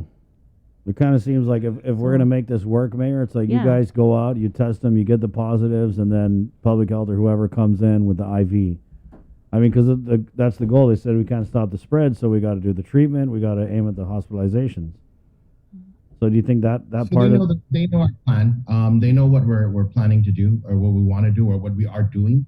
So they like I said, they are actually meeting about that, because they're supposed to get back to us today on some other issues, and so hopefully we'll know. And again, there's a meeting today to discuss possibly training mayor staff on administering tests, right? That's correct. Okay. We should know, if we don't know today, then we'll know by tomorrow whether or not that's going to be possible. And if it is possible, then we'll have to meet with the mayors to see who's interested in offering that. Does that sound realistic to you, Mayor? Does your staff, do they want to be sticking swabs That's up my people? question. You know, that's my question. Is it realistic? And it's a question I have. So again, we have to discern that, and I know that the mayors are continuing to think about that and seeing whether or not they're able to actually, execute. Yeah, I mean, I'm cool with the mayor's boys, but the idea of one of them sticking a foot-long Q-tip up my nose, I don't know, maybe not so much. Yeah. Oh, sorry, I had to laugh at that. I know. Yeah. Thank you, Mayor. Thanks, Mayor. Yeah. You're welcome. Thank you too. You guys have a good day. You too. You too. And of course, jokes aside, the mayors, they've been busting their ass, whether it's food distribution or anything, doing the day-to-day. So, are they going to be able to do this? I don't know. They want to do it. I think that's what really matters, right? But we're seeing this now where with the school testing plan, just hearing from different school staff that they just don't feel comfortable swabbing people for COVID. I mean, Got the nurses. At They least got- they got nurses, they got nurses, school you're nurses. right. Yeah. But you're right, like the mayor's staff, do they really want that responsibility? Yeah. I mean, are you able to train them in a day and that's it, and they're experts already? That's the other thing. I just want to go back to, I don't want to sound crazy, but we've been in this pandemic a while. Why haven't we hired at public health? Why haven't we hired people to do this kind of thing, to be trained and to go out into the villages? I mean, it's too late now, right? So I understand that we're looking at the resources that we have available, but this pandemic to me has been one big lesson in the P word. Planning, yeah, planning. Thank you. It's been a big lesson in the planning, and it's rapidly evolving, and we just can't plan quick enough. Well, first of all, you got to plan. First of all, you know what I was thinking last night, Bree? I was thinking the governor, Adelup, they got to be so happy because it's like people quit asking about the American Rescue Plan. I mean, we've been asking since May, since they got the money. It's now September, and I feel like people just kind of gave up. They're like, all right, forget it.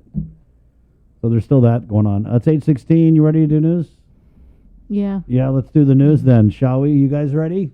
Okay, let's go. It's the show's proudly brought to you by Pacific Points, Cabo Enterprises, ITN, and Jack in the Box with the very latest from the KUAM news team. Our 8 o'clock newscast is brought to you by Pacific Points. Sabrina Salas-Mantanani, good morning.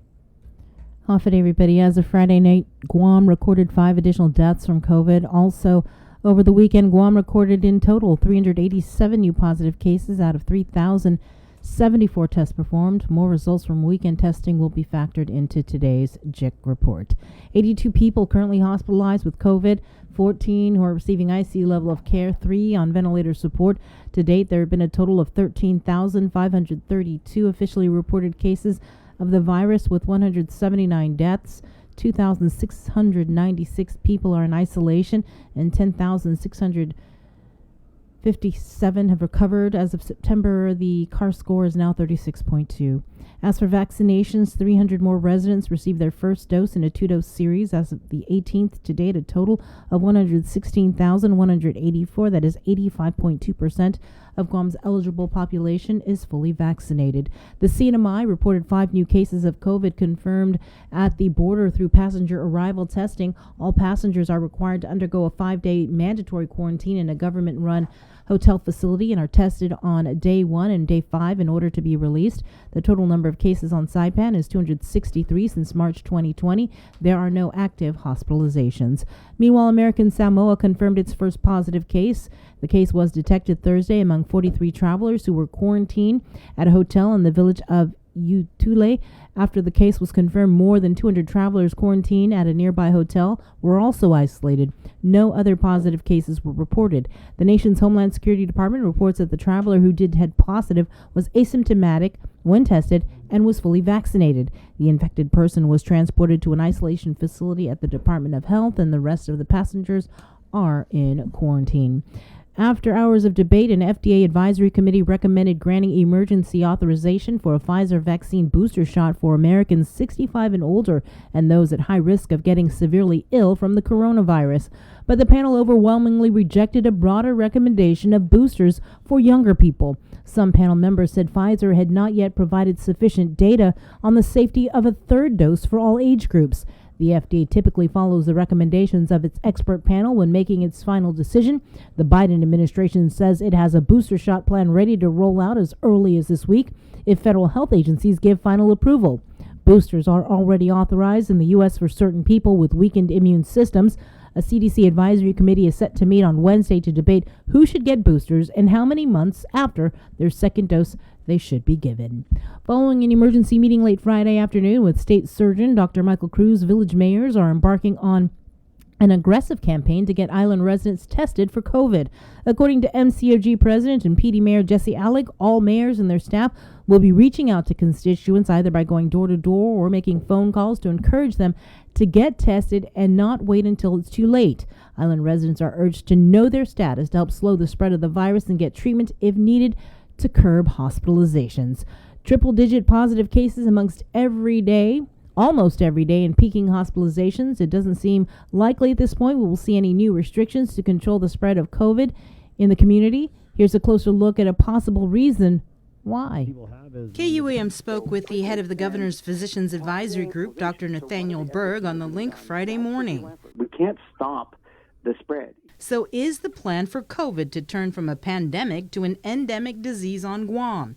According to an article last month from the Harvard School of Public Health, the optimistic view of experts is that enough people will gain immune protection from vaccination and from natural infection such that there will be less transmission and less COVID-19 related hospitalization and death, even as the virus continues to circulate. I wouldn't say it's a plan per se, but ultimately that description is not far off, which is that as long as we can keep people, I don't like the part, it is true that unfortunately some people are going to get sick, but that's going to be predominantly the non-vaccinated, almost exclusively. Not all, there are exceptions, but almost exclusively that it's going to be the non-vaccinated. That's why we're trying to encourage them, saying, hey, look, you're taking a risk that you don't need to take, and unfortunately spreading it more so. But yes, ultimately, once there's been a combination of exposure and natural immunity and vaccination, we will win.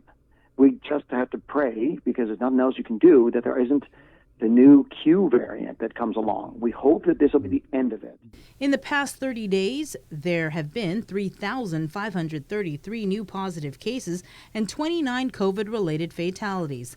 Hospitalizations have increased from 1 month ago, ranging from the 20s to 30s, now in the 70s to 80s.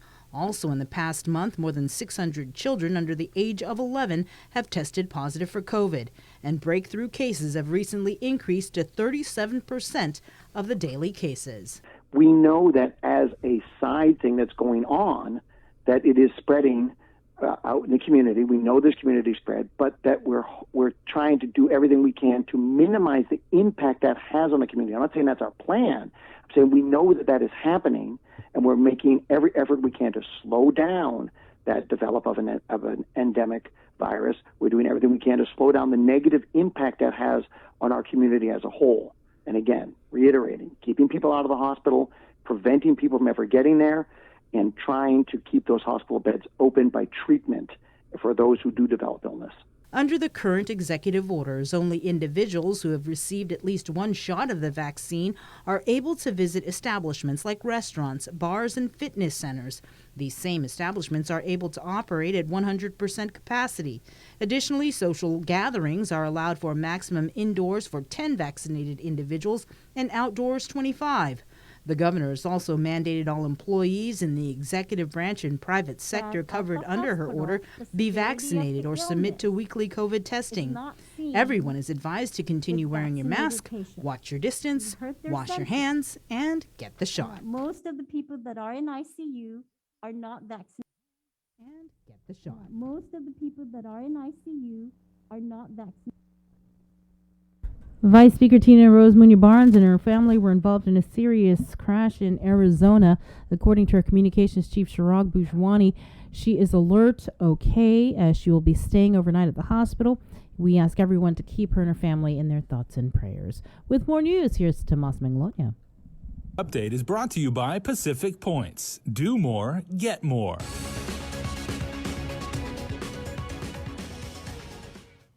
Half a day, good morning everyone. I'm Tomas Manglona with your headlines here on The Link. It's back to class on Monday for schools that are ready to return to in-person learning, but for the Guam Department of Education, they're using all next week to ensure all safety measures are in place for the return of face-to-face. Isaiah Uggan reports. Call it the 3 C's, canopies, cohorts, and cafeteria. The Guam Department of Education will use all of next week to ensure everything is in place for the return of in-person instruction on Monday, September 27th. Deputy Superintendent of Operations Erica Cruz. And we ordered 276 canopies at $168,581. We ordered 976 tables and 7,096 chairs at a total of $226,119.28. Plexiglass will be in all cafeterias, canopies constructed outside to help with social distancing, and students will return in cohorts, meaning on any given day of in-person learning, half of the student population will be on campus. Unfortunately, there's a 4th C, confusion. GDOE needs more information from Public Health on a testing plan mandated in the governor's executive order. So the challenge is, I think those recommendations and those parameters really need to be set by our public health experts, because I've done my own research into screening and testing, and there needs to be we need to determine what the right test is. Hopefully it's a rapid test if we can, but what's the right test? Who do we need to to test? How frequently and so forth. But public health really has to really come up with its recommendations, because we also need to find a way to operationalize this in a way that makes sense. Again, we have the capacity, we have seems like we have the resources. The question is, what is the plan? Like, who's going to get tested, on what frequency? At what frequency do we require consent? How do we obtain that consent? As for interscholastic sports, it can resume next Monday. However, effective October 18th, all coaches and athletes 16 years and older must either submit proof of vaccination or submit a weekly negative COVID test result. Spectators will be allowed at the interscholastic sporting events as long as they are in compliance with DPHSS guidelines. Reporting for Guam's News Network, Guahusi Isaiah Uggan. This week, all GDOE students will remain in online instruction. Then those students who were initially enrolled in the face-to-face will return to in-person cohorts on the 27th. Each school will communicate with parents and students regarding their schedule. And following up on the team from FEMA and HHS here on Guam to help, Daniel Perez reports. Clinical laboratory scientists Thomas Maruna and June Germain arrived on island last week. They are the first of the FEMA team that's come to aid the island amidst the COVID pandemic. Public Health PIO Janela Carrera gave an update on how they've been helping public health to counter the virus. They arrived and there was actually really no training needed. As soon as they get, it's almost like plug and play.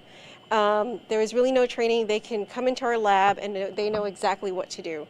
And that's the beauty of having them here. And so that really helps us, alleviates the burden on us, because we can redistribute our staff and run other specimens at other testing. So like, for example, PCR. With the knowledge that Maruna and Germain have, they will be able to help public health scientists conduct the test faster and efficiently. Although they will only be here for 30 days, Carrera hopes within that time period, they can assist public health with other COVID-related matters. Right now, their focus has really just been in helping us with running specimens, and also in collaborating with our microbiologists and our specialists here at the lab. But for now, the focus is really in just helping us with the volume of tests and specimens that we are receiving, especially as we continue to see this surge. With many people getting tested, Carrera added that having experienced laboratory scientists handling the tests is the best possible way to utilize them in order to distribute other personnel where they are needed most. Right now what they're doing, as you can see behind me, is they're running the specimens that were collected from the Teas and Test site. And so it's the Abbott ID Now machines that they're running. And, the throughput that we see on average, especially now during our surge, can go anywhere up to like 1,000 a day. So that's a lot of tests to administer, especially when we don't have as many medical lab technicians. As we reported, the FEMA team that was delayed is now scheduled to arrive on the 24th. According to Carrera, once they arrive, they will begin to administer the monoclonal antibody treatments to the people who need them. The Manilao Senior Center will still be used for the MAB treatments. The status of the REGEN-COV shipment is still unknown as of this time. Reporting for Guam's News Network, I'm Daniel Perez. The British are here. We're zooming in with GPD spokesman Paul Tapao to find out how the Guam Police Department is working to ensure the safety of both the island community and our visitors from the Royal Navy. You're going to see them out in Tumon.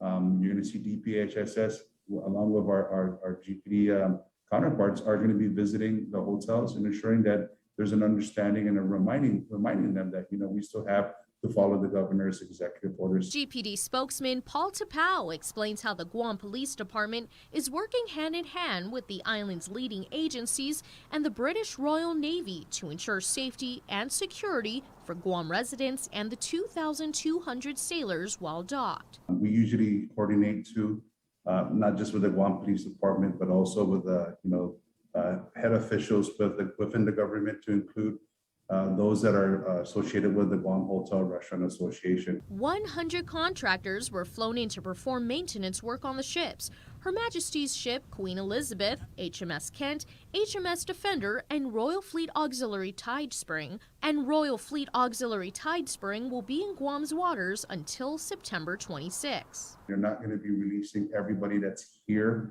out and about in Tumon or respectively out and about in town. Tapao ensures that the visiting party is fully aware of the COVID mitigation procedures and the measures Guam is taking to deal with the coronavirus. We also shared with them some of the aspects of the executive order that's in play, some of the restrictions that are in play with the island. All members of the Royal British Navy have been vaccinated for COVID. Tapao reminds everyone that Guam has been a long-time welcoming port for all kinds of visitors, and that the ships will be an opportunity to gauge how the island can reopen. It helps with the economy, and it really does, showing our true Hafaday spirit to our visitors alike. And we just want to remind our community out there to please, take care of each other, stay safe, and, we can get through this. That's it for now. We'll see you tonight for KUM News Primetime. This news update is brought to you by Pacific Points. Do more, get more.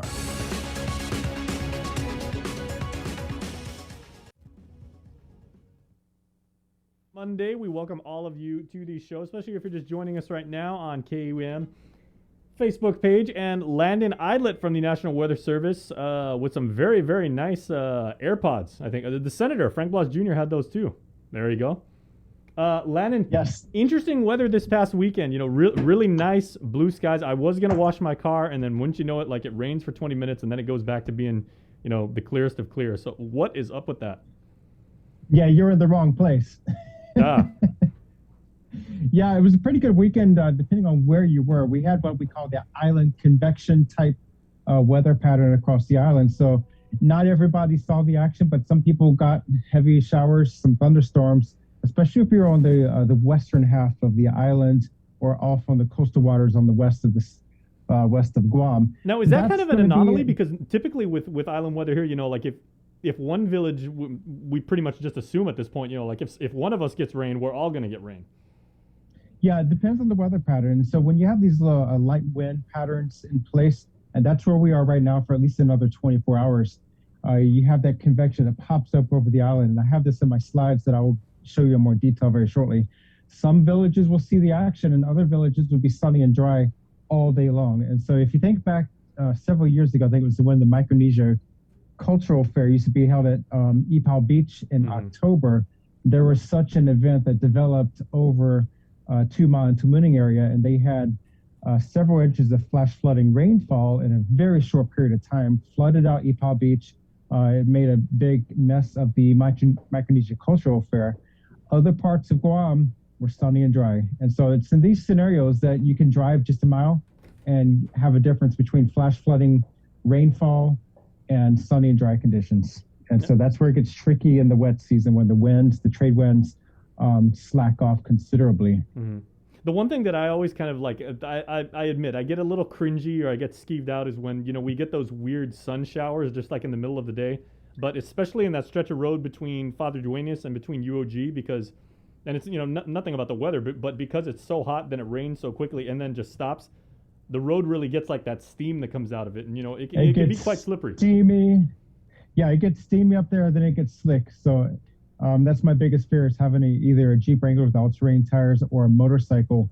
When you have that glaze of water on that freshly wet surface, it's like driving on ice. You'll slip and slide all over the place if you have to stop in a short distance or time. So always, when the roads are wet, increase your space between the car in front of you because things can happen really quick before you're even aware of it. There you go. All right, man. So what does this week look for us? Well, this week, it's going to be a little bit of a change. So it's going to be kind of a repeat of yesterday. But if you see at the tail end of this loop, this is right now, this is morning, this is last night, the winds are pushing up from the southeast. So you have the development across Tumaning, Tuman, Agate, PD, Arodi Point, Jigo. All that stuff is popping up over shore and moving over the western waters. Today we have more of an east trade wind flow, but the winds are still light enough that we could still see some development, but it might be just enough wind to keep all the convective growth, the showers and thunderstorms, extremely over the western parts of the island, like Agate, PD, and NCS area, or offshore to the west. Now, if we zoom out, it's pretty quiet out there. We do see a little pinch zone over here. You see the clouds kind of coming together. You have the ridge up here, the flow coming up that way. You have the trade winds over here. It's kind of a transitional zone that we're in because farther north, you have a surface trough.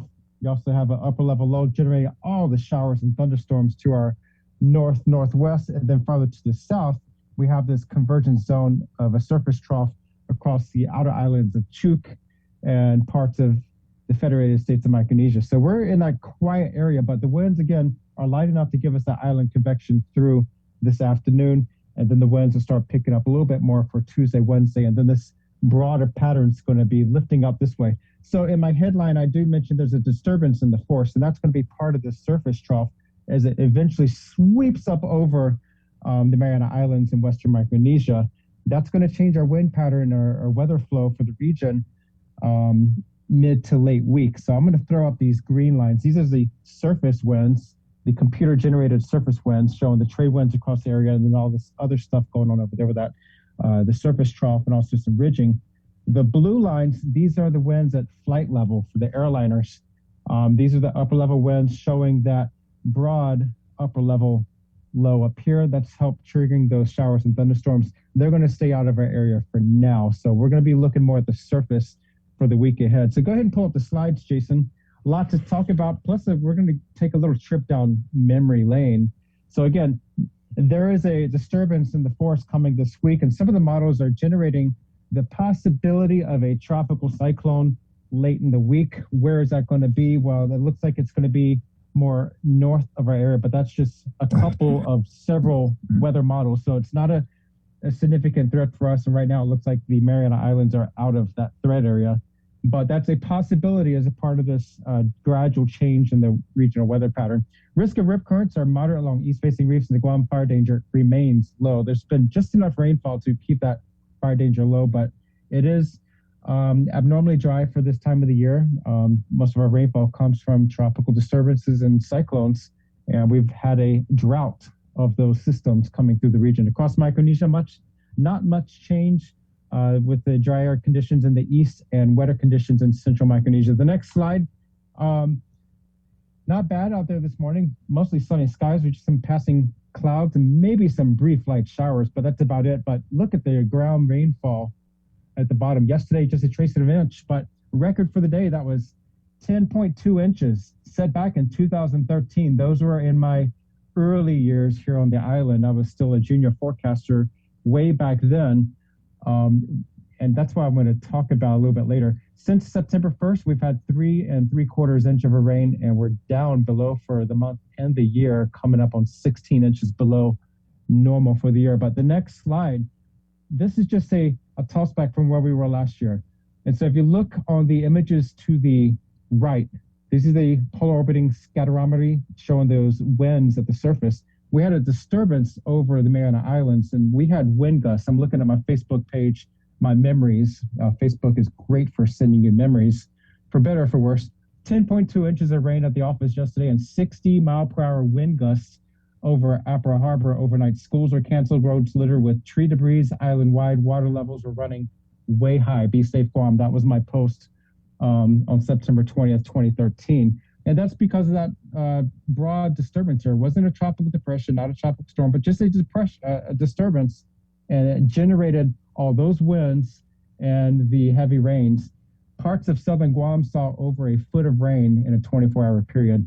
And this large cyclone to the west of us near Philippines, that was Typhoon Usagi, which later became Super Typhoon, passing between northern Philippines and Taiwan. So again, the bottom line to take away from this is it does not have to have a name to cause problems. It does not have to be a tropical depression, tropical storm, or typhoon to generate some massive problems, because this little disturbance dumped between a foot and a foot and a half of rain across Guam with 60-mile-per-hour wind gusts. And what did that look like? Well, the next slide shows you some photos. I was getting off work at 6 o'clock that morning. I went and had breakfast at King's at 6:30 in the morning, and it was beautifully dark. All the streetlights were on for at least through 8 o'clock, 9 o'clock that morning, and it was a fantastic breakfast. I was sitting by the window watching the rain just come down in sheets. That waterfall, that's Lower Sigua Falls. This was the day after the flooding rains, and it was still raging that hard. I also brought my paddleboard to the office. We were paddleboarding just outside our front door in that large drainage pond. It can get up to about 7 to 8 feet deep when it's full of water. Then my street in front of my house in Aspen was fully flooded, as well as Paradise, Sagana. The parking lot underneath the gym was flooded. So if you had a Jeep, you had the parking lot to yourself. It was fantastic. So again, tropical disturbances, they don't have to be big and powerful, but they can generate some major problems for the island. So that's why we always say maintain a level of preparedness throughout the year. The next slide, not much change with the drought conditions across the island. There was abundant rainfall for the Marshall Islands, but abundantly wet across the rest of the region. No suspect areas that the Joint Typhoon Warning Center is looking at this time. That's good. That could change later this week, depending on how things evolve. But again, we're not looking at any threat for the Mariana Islands at this time. So that is the good news. The scatterometry showing the winds across the region this morning.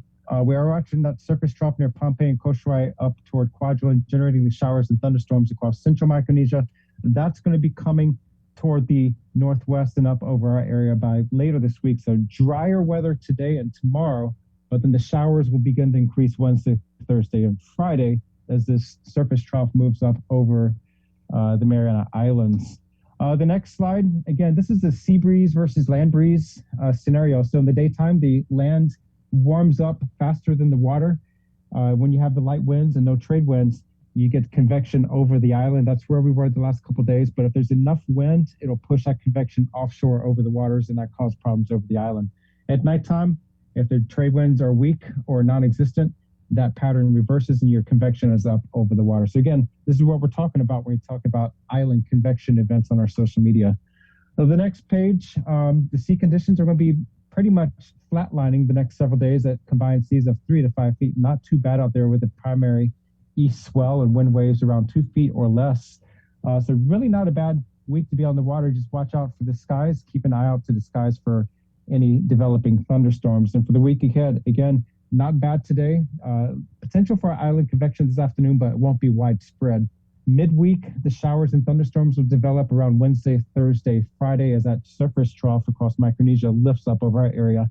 That could, again, possibly generate some tropical weather, but outside of the immediate Mariana Islands area. The weekend, a little bit drier, but not too bad. So that's all I've got. Again, always keep a close watch on the weather forecast for any changes in trends and conditions. But again, not a bad week for us. Thanks a lot, man. We appreciate it. And now we're going to move swiftly as fast as the weather changes here, as Landon so professionally said, to our own Tomas Mangloni, who has today's daily question.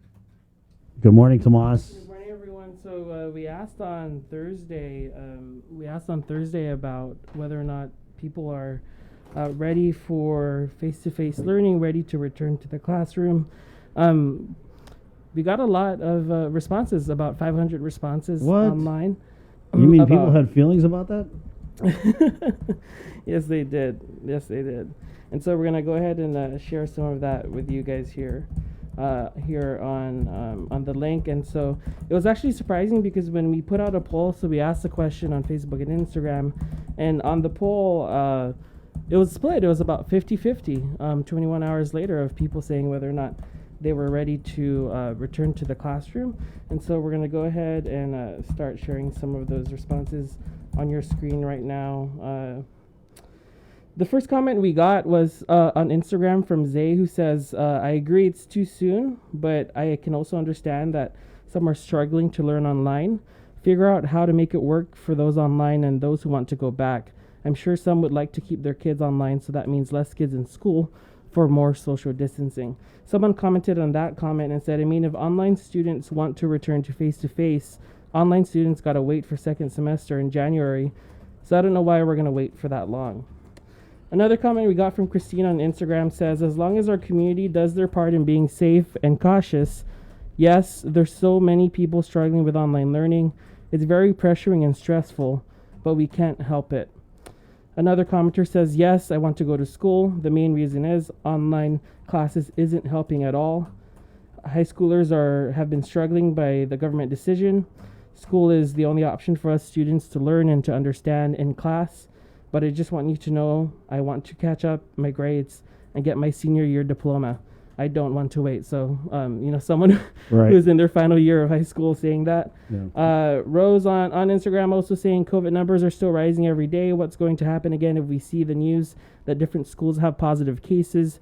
I'm a working mother too, and I understand that all parents have their own opinions for a module of learning, online, hard copy, face-to-face. She continues to comment, it's the little ones we need to worry about too. We all have sacrifices during this difficult time. Some other comments there that you can read on your screen as well. Lots of people sounding off in terms of this return to face-to-face learning. And I think this one comment here might sum it up for a lot of people listening in. This person, Charlene, says, oh no, I have 7 grandchildren. 6 of them are going to school, and I fear for their health and safety. They're so young, fragile. Please rethink your decision. And so again, sharing a snapshot of the poll that we took about 21 hours later, even split on our Instagram, 50-50. The question from Thursday, are you ready for a return to the classroom? Folks sounding off, and we'll have our daily question up in just a bit for people to sound off on today. Thank you, Tomas. Thank you. All right, there you go, Tomas Manglotnia from the KUAM news team. We'll go ahead and go into the Zoom room now with Dr. Hoa Wen, the former chair of the Physicians Advisory Group, is standing by this morning out of American Medical Center Clinic. I believe he's joining us from Manila this morning. Good morning, Doc. Good morning, guys. Do we have the videos? Okay, we're gonna get the Doc. We're gonna play these videos. There's apparently some scenes captured from local bars over the weekend. We are getting public health, environmental health on at 9 to find out if any citations have been issued or whatever. But we had Dr. Berg on Friday last week, and his interview, some of the takeaways: cannot control the spread, so they're focusing on treatment and hospitalizations. And he seemed to talk a little bit about the natural immunity thing, which is where you can't stop it, so you let it run. People get sick, people die. It's kind of freaky. It freaked me out, Doc. It's a way different message than, the prevention that we're used to, because we spent so much of this pandemic just trying to keep ourselves from catching COVID. And so now it kind of seems like, although they're saying still wear your mask, that there's this idea that the people of Guam will get better off after everyone catches the virus, which kind of freaked me out, honestly, Doc. What do you think of that? Because I know you heard the interview. Yeah, I tell you, I'm not sure that's what he say or not, but to wait until we have everyone have a natural immunity it's a price that we have to pay, and I do not want one of my family member have to pay for that price, because of the infection. So I think the bottom line is I don't think that anywhere CDC, FDA going to endorse that type of thought. Everything about prevention through the 3W and also through immunization. But I don't think that anyone will endorse the idea of let the infection run wild and then get the natural immunity. I say there's a pretty high price we have to pay for some family that lose their family member. So no, I don't think that anyone will want that to let it run a course get a for whole island. I think that's I don't think that's what you say, but it's a very bad idea to have. I mean, he said that it wasn't a plan per se, but that it's not far off. It's not far off from the reality. And Doc, I mean, to me, when I thought about it this weekend, it's like maybe that's why we haven't seen these restrictions that you and a lot of people have been clamoring for, restrictions that a lot of people, including yourself, would feel would lower the number of positive cases. Yes, I think that we have to. I mean, we don't like to put a restriction out there for people. Like I say, it's not across the board for all the business. There's only a certain section of business that become very high risk because of the lack of control or the nature of the business. But I think it's going to be up and down, depend on the case that we have. If our positivity rate will be high, then we have to curb it temporarily, and when it's become much better control, then we can reopen. But it's not going to be the last variance, right? Delta will be the variance now, but again, in the next few months, when the Delta will go away, it might be the next variant coming up. So we need to have a good plan together, so that way we can prevent the surge.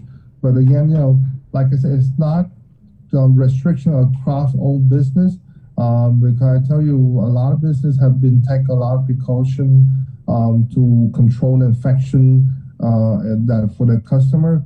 But again, the high risk business section, they need to be curbed temporarily just to make sure that we control the positivity rate in the community right now. Because I tell you, we're going to go triple digit for a long time, and again, something will break pretty soon.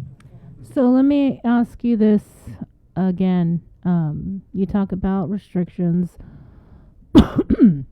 What restrictions should we be putting in place right now? Based on your experience, based on having boots on the ground, based on being the former physician's advisory chair?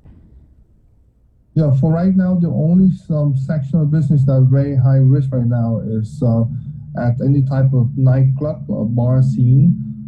Just because I tell you, we're pushing for mask mandate indoor and social distance, but in those business, there's no masks in those business, and there's no social distance when we enter those business. So I think for now, because the number is so high and it affect the entire whole island because of those the triple digits. I think that for now they just have to curve it down for this point until we get down to the teen or the much lower numbers. Right. So I said to say it, but the nightclub, the bar really need to either put the same restriction as the other business does, like the restaurant that will ask for your vaccination card and social distance.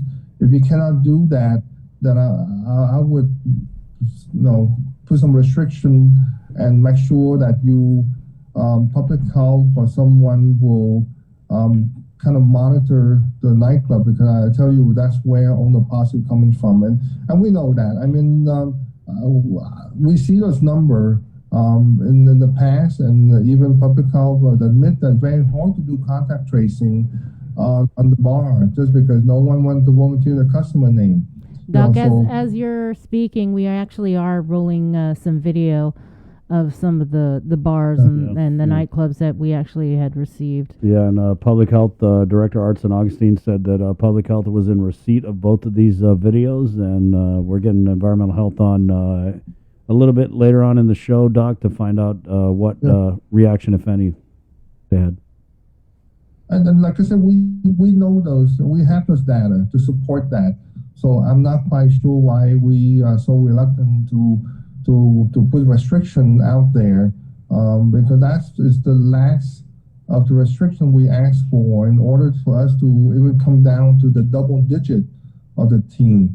You know, again, and then what we have to do that is we have to think about everyone on the island, right? It's affected. The older business got affected. Our tours got affected. The children in school got affected, because the people that frequent those nightclubs at nighttime are more likely from 18 to 45, and those the people that have children in school. And if you get an infection, you're going to give to your children. That's where the positivity in the school is all coming from home. So I've just asked again for the parents that if you happen to go there, you got to think about your family back home. I say again, our children need to go to the school, and they're going to open the school this week or next week, and the only way we can curb this thing is to decrease the positive rate between the 18 and the 40 years old one, right? That's the highest positive rate in the whole island. So we know where it's coming from. Yeah, but I mean, you know where it's coming from, but nothing, there's just been nothing this week 8. on this. This is week 8, right? So is it week 8? I think it's week 8. We're in week 8 of this surge, guys. Week 8 of this surge. Is there anything else then we should be doing if we're not going to shut down the bars? I mean, that doesn't seem to be an option. Yeah. I don't think the governor wants to do that. All that we can do, because I think that our community as a whole are already wearing masks everywhere that you go. And Guam, our people are very good. And, unfortunately, when you have a place where there's a high rate of transmission, and that high rate transmission will go out to the community. And again, it's right now, it's community spread, and it comes from the home. It's not the business. You don't see any business have a cluster in the business. All the positives come from home. And the business are very good now after about 15, 16 months that they can do the contact tracing and basically, prevent the cluster in the business at your workplace. So I think that as owner employer right now are very good what they're doing. I think that's why you don't see the cluster on any type of a company or business at this point. But again, the community spread is strictly in the family setting at this point. Doc, can I just ask you, because we've been bombarded by comments from people about, and I don't know what the status of if anybody's using ivermectin. It's hard for me to, I just want to laugh when I say it, but can you just address that? Because I got a lot of messages and people were like, why aren't you guys talking about ivermectin? It works. It's a big conspiracy to keep Let's start with what is ivermectin first. Okay, Doc, go ahead. Ivermectin is an anti-parasitic medication that we use it on some parasitic infection like roundworm, pinworm, but it's FDA approved for use on certain parasitic infection. It's not approved to be used for COVID-19. I know that a lot of people can buy that online, but as a physician, we cannot prescribe that because it's not FDA approved. If I want to write it, then my license will be on the line. If any complication coming out of it, even there's a lot of study out there saying it worked. There's a lot of study out there say there's have a lot of complication. But as long as FDA have not approved the use, even emergency use authorization, then as a physician, doesn't matter how much I believe or not, is it work or not work, you cannot legally give to your patient. So that's something that, again, you can see a lot of patients can buy that in Amazon, can buy that in eBay. I'm not sure I trust the source or not, but again, it's something that really different studies show that it's working and different studies show it's not working. And again, it's not a benign medication that you take.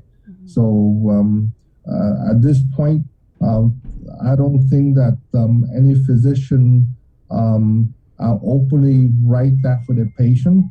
I don't think so, because there's a lot of liability if you write that for the patient without following the FDA approval for this use. So, but again, some people are really swear on it, and it's very hard to find literature that say there's a lot of complication out there. So at this point, for the patient out there using it, I just say that you can use just like you buy anything over the counter supplement. You use at your own will, but it's very hard for physician to actually prescribe you for COVID-19, either preventive or treatment of the active infection. Have you seen any patients that have come in that have taken ivermectin? I have patients come in and ask for them, and I just basically I explained to you, I cannot legally, prescribe them the ivermectin to treat the COVID or preventive, just because I think you really have to, some pharmacy now really ask for the reason why you're taking them. Yeah.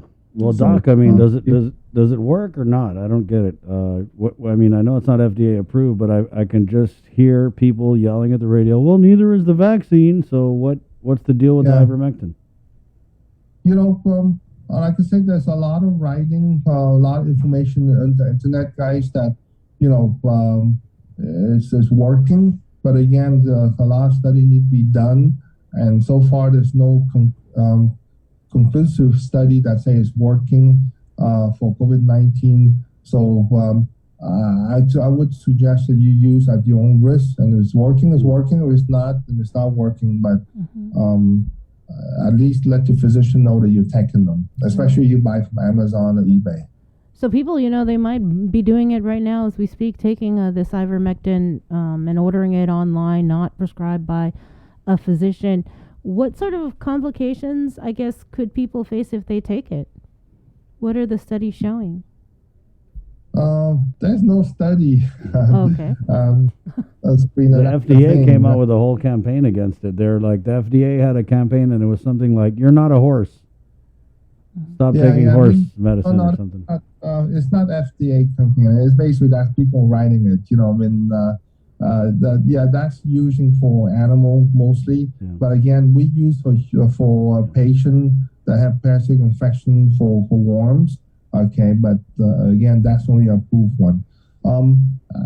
But like I say, you take that your own risk. Like I said, but I don't think the physician will prescribe that for you. Does it work? Some studies show it works, some don't. But there's complication of using it, so you gotta be careful what you get into. Okay, I just had to ask a doctor, even though the internet says. I know. Can I write it? No, I cannot write it. Like I say, it's really you really you cannot write as off-label use for that. So you just have to be responsible for it. Yeah. Well, it just reminds me of the time my party took the antibiotics for the rooster. And he was like, it's the same one they give the humans. It's the same thing. It's actually stronger. Pop 3 of those. You're good. Bree? Yeah, I wanted to ask, have you heard anything about whether or not we've received any shipments of Regengo, or do we even have any on island, or if private clinics are administering Regenco? Yeah, Regenco, I know that it's supposed to come this week. I know Palau has sent like hundreds of those that they have on the shelf to us, and I know that GMH also ordered them. So hopefully they'll be here soon. Right now, we have a second treatment IV infusion for that. Is the Bemlividad, and there's a combination of the two. It does work just like the monoclonal antibody, but it's not work as well for the Delta. But it does help patients and decrease the hospitalization. So right now they still use the second treatment at this point until the Regenco coming in hopefully this week.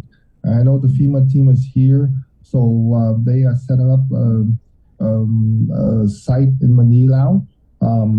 But like I said, hopefully it will arrive here this week. Like to say, Palau is sending us 100 of those, so hopefully it will arrive here pretty soon at a short flight, so we can start using it.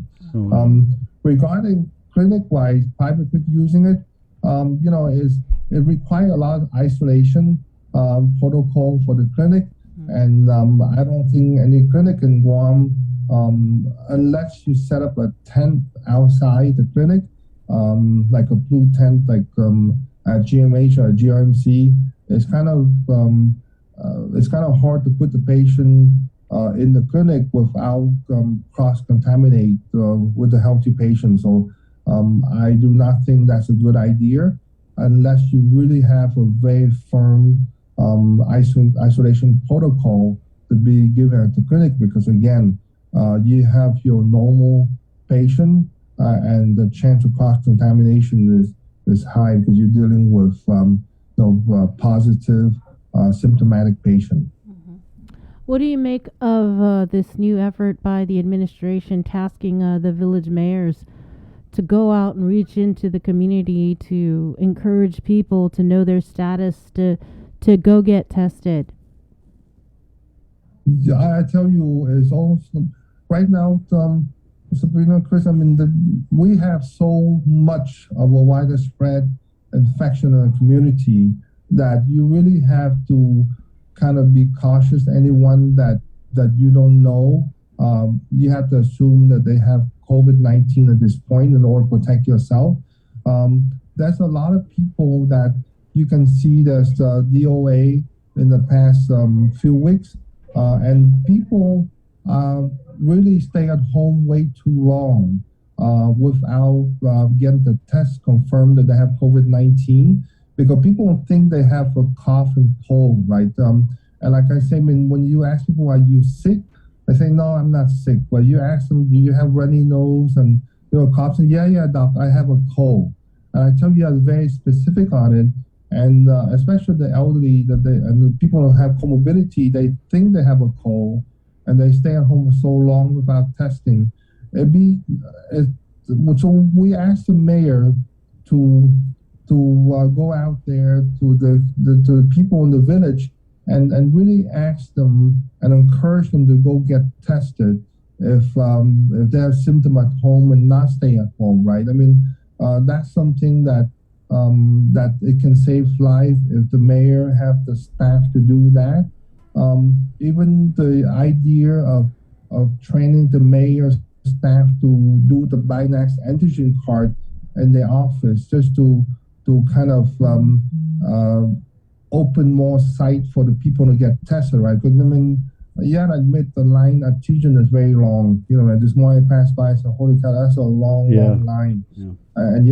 And people might be reluctant to go there because there's no transportation or because they don't want to wait in line. So for the mayor to be involved and reach out to people in the village, I think is a huge help in order to cut down the people that have DOA because they stay at home for too long. That's the idea of trying to get them in to do that. And I tell you from my standpoint, from last week or we have a patient that she's old, she's in the 70s, and the family that test positive, and they say that the patient had been waiting at home for a week now because she thought she had a cold. And she didn't get tested. We brought her in tested, and she said at 91%. So we took the hospital right away. But those are the case that if the family didn't come in to get tested, she might be one of the OA to arrive at the hospital. Because, the sinus hypoxia will hit her at home so fast that she don't have time to react. So, yeah, it's very helpful. The mayor doing that it's not,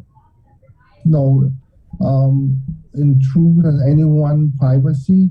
They just want to pass the message, just through the flyer or put some poster in their village to kind of, ask the people to look for certain symptoms that they might think that's not COVID and get themselves go get tested. So I really appreciate the mayor to kind of get that extra effort for the people in the village.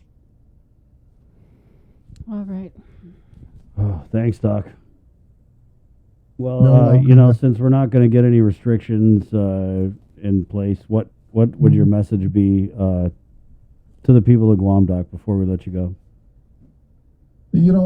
Just really, really be safe. And then again, the mask, the social distance, and the hand washing is so important. And if you don't have to go to any gathering, please don't, because you really have to think about your family. Again, it's only take, the Delta is so infectious now that you don't have to spend 15 minutes in total. Again, it only take you a few seconds, a few minutes for you to pick up the virus. So just have to be very careful at this point. And again, I encourage the kid to go back to school. Chris, Sabrina, they do have to go back to school. And the school, I put a lot of plan there. It's very safe. Again, there's no cluster in the school. The positive in the student are from home. And that's where I'm going to ask the parents to be very careful to what they do, because the only way that the children will get the virus is through the parents. From the last time that they in school, there's a positive in the class, but there's no cluster in the class. All right, Doc, but let me just get in and ask before we let you go. On that note, right, since we've been out of school for a few weeks and we're still seeing the rampant community spread, I mean, it's only reasonable to assume that, and the data shows that we've got kids who are positive. And so when these kids who are positive, some might even be asymptomatic, some might be symptomatic, they might go to school. Are the measures we have in place at the school strong enough to keep COVID positive students from spreading the virus when they're in a school setting? I think the measure, I kind of review some of the isolation, contact tracing for the positive in the school. This weekend looked like they have pretty solid plan in the school to doing that.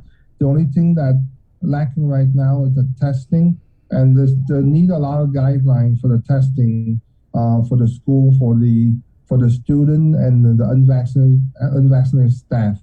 I know the EO come out and say that each school going to need to submit the testing plan to public health in order for them to get approved for the certain date. But to me, public health is supposed to come up with a testing plan, a uniform testing plan to give to the school, because they need to go with one plan. And not the school, each school give a plan. When you have so many schools out there, you have 40 different plans that you're going to spin your head around and get a headache for that. So I think they should have one uniform testing plan drafted by public health and give it to the school for implementation.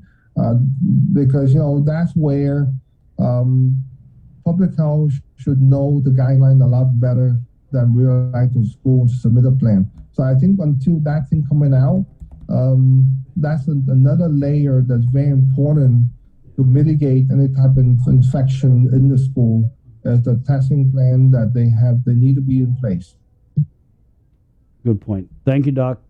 Thanks, Doc. You're welcome, guys. Be okay, safe. have a good day. All right, you okay? too. You too. Okay, bye-bye. There you go. Dr. Ho Wen, 912. And let's go to continue on in the Zoom room before we get to tomorrow news. And we've got Dededo Mayor Melissa Savaris. Good morning, Mayor. Unmute, please. Unmute. Good morning. Hi, Mayor. Well, we wanted to bring you on because you're the mayor of the largest and most populated village in the island, and we're now going to be partnering up with the mayors to get people at the village level tested because, when we talked to the Mayor's Council president, the idea seems to be that there's a lot of people who aren't reachable via social media videos or whatever type of messaging that we were doing before. People who don't have insurance, don't have a doctor, don't have a clinic, and these are the people who are dying at home. And so they're enlisting the help of the mayors because you guys know your constituents, you know your village, to do testing at the outreach level. So that's where we're at. I guess just your reaction, is it feasible? Can it be done in Dededo? Well, there's we have the Northern Community Health Center. It could be done. We have several private clinics here, and I know that some of the things were like the discouraging lines in Tizen, and then plus people didn't have. Not everyone who has flu symptoms, had the access to transportation to go to line up at Tizen. So. Yes, it could be done in Dededo. Of course, the message continues to go out as we go out into the community that if because it's flu season, everybody, like Dr. Wen had said, everybody thinks they just have the flu. But our message with the Mayor's Council is that no matter what it is, if you just don't feel well, go and get tested. We have several, like I said, several private clinics are accessible. The testing is free, and this will prevent any spread of COVID within the families, the family units. It's better to be safe than to, be a DOA or to spread the virus to your families. What about your staff? I mean, you guys are lucky because you're right. You do have the Northern Public Health, but Mayor Alligat said that there was something that was discussed in the meeting about training the mayor's staff to be able to test people for COVID-19. I don't feel comfortable. Yes, it was discussed, but I don't feel comfortable having my staff do the testing. We have 2 senior centers. We're feeding seniors. We take care of the normal routine operations of our office, and being a large community, I would rather just have people go to the nearby facilities. And like I said, it's not necessarily a facility run and operated by Department of Public Health. We have some private clinics, and testing is free. Is there anything else that the mayors are being tasked with, or should I ask, what are you guys not being tasked with? The mayors are we're a resource because we are frontline. We're a resource for our community. Should anyone need transportation, we will make arrangements for someone to go to a facility to get tested, or we will work with the Department of Public Health outreach nurses who actually do homebound vaccination to maybe go out and identify an area for testing should the need arise. What do you make of the budget? It's much different than previous fiscal years, and so now it seems there's going to be more fairness or equitableness in the budget and the way that the amounts that are distributed to village mayors, and it would seem that the Dededo mayor's office would be getting a bigger budget than you have in the past. I haven't seen the exact numbers, but that's what we are hearing. We've been told is that, of course, it'll be a little more equitable. to the larger communities and not just Derrida, Jigo, Tumuning, and Mangilao as well. So I'm happy with that because when things are equally divided, it's really, really difficult. We had a very difficult time this fiscal year. And so with operations, there was a lot of restrictions that we had to be very honest with our constituents when they demand, when they requested for other services. And then one of the things was like funeral escorts. We only did escorts, because of our fuel funding, we only did escorts from the place of service to the burial site, the final resting place.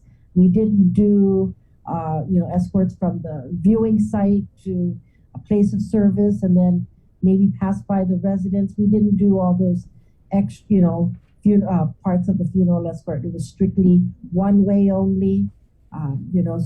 So those are other things. We understand that we will be getting, for road maintenance a little bit more because of our road mileage. Yeah. So I'm very happy with that. All right, Mayor. I know we very rarely get to get you on the show. Is there anything else you'd like to get out? I guess specifically with Derrida. Well, we just, I know that a lot of our schools are already working with their families on their school schedule. Some are still with online, but alternating grade levels or family units. But the online, there are some families that are still struggling with online. Of course, we continue to work with GDOE to assure that things for the students are going to be, the services for the students are going to be priority. We continue to take care of our seniors.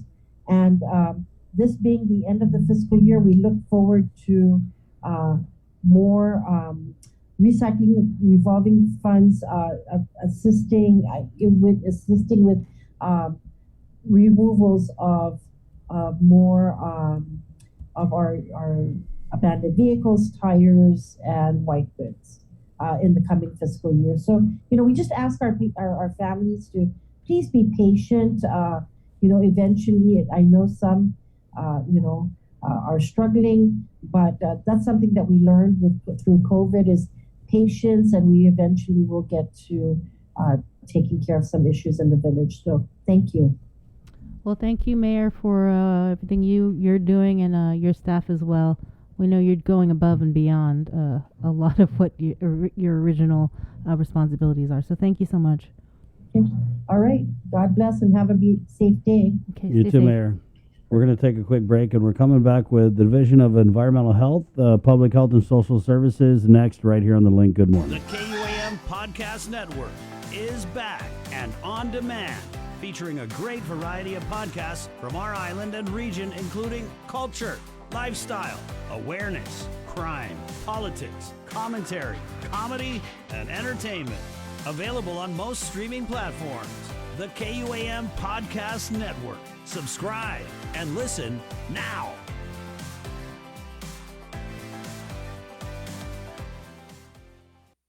Uno Mixed. We're mixing it up on the last Thursday of every month with a look at lifestyle, entertainment, food, and so much more on the stations, networks, and digital platforms of KUAM Communications.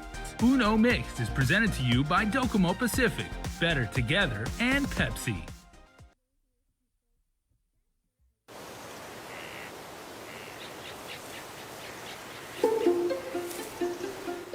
Guam was once home to over 12 native species of forest birds, each with their own unique sound, color, and role to play in our ecosystem. However, the arrival of the brown tree snake has threatened their existence. Today, only 3 of these species still exist in the wild.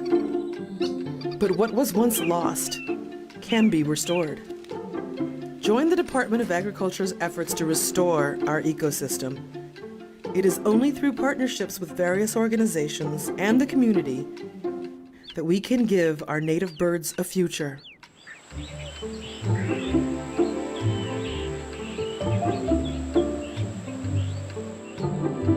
Support snake suppression.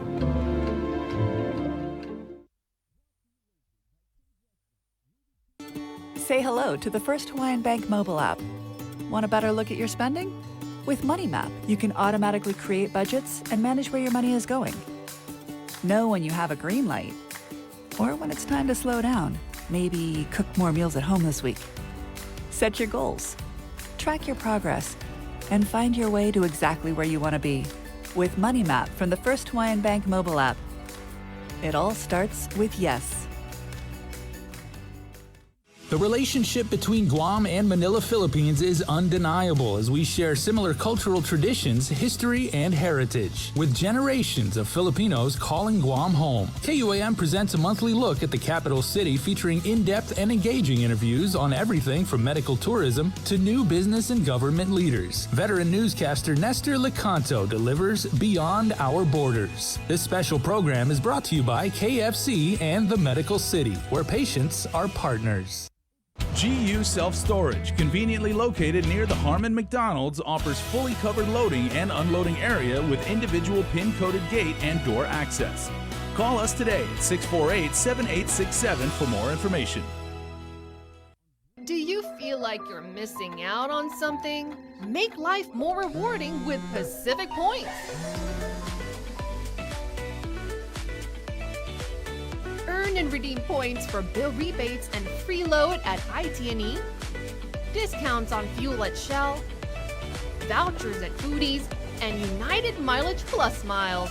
You can even pay with Pacific Points at IT&E, Shell, and Foodies. Pacific Points.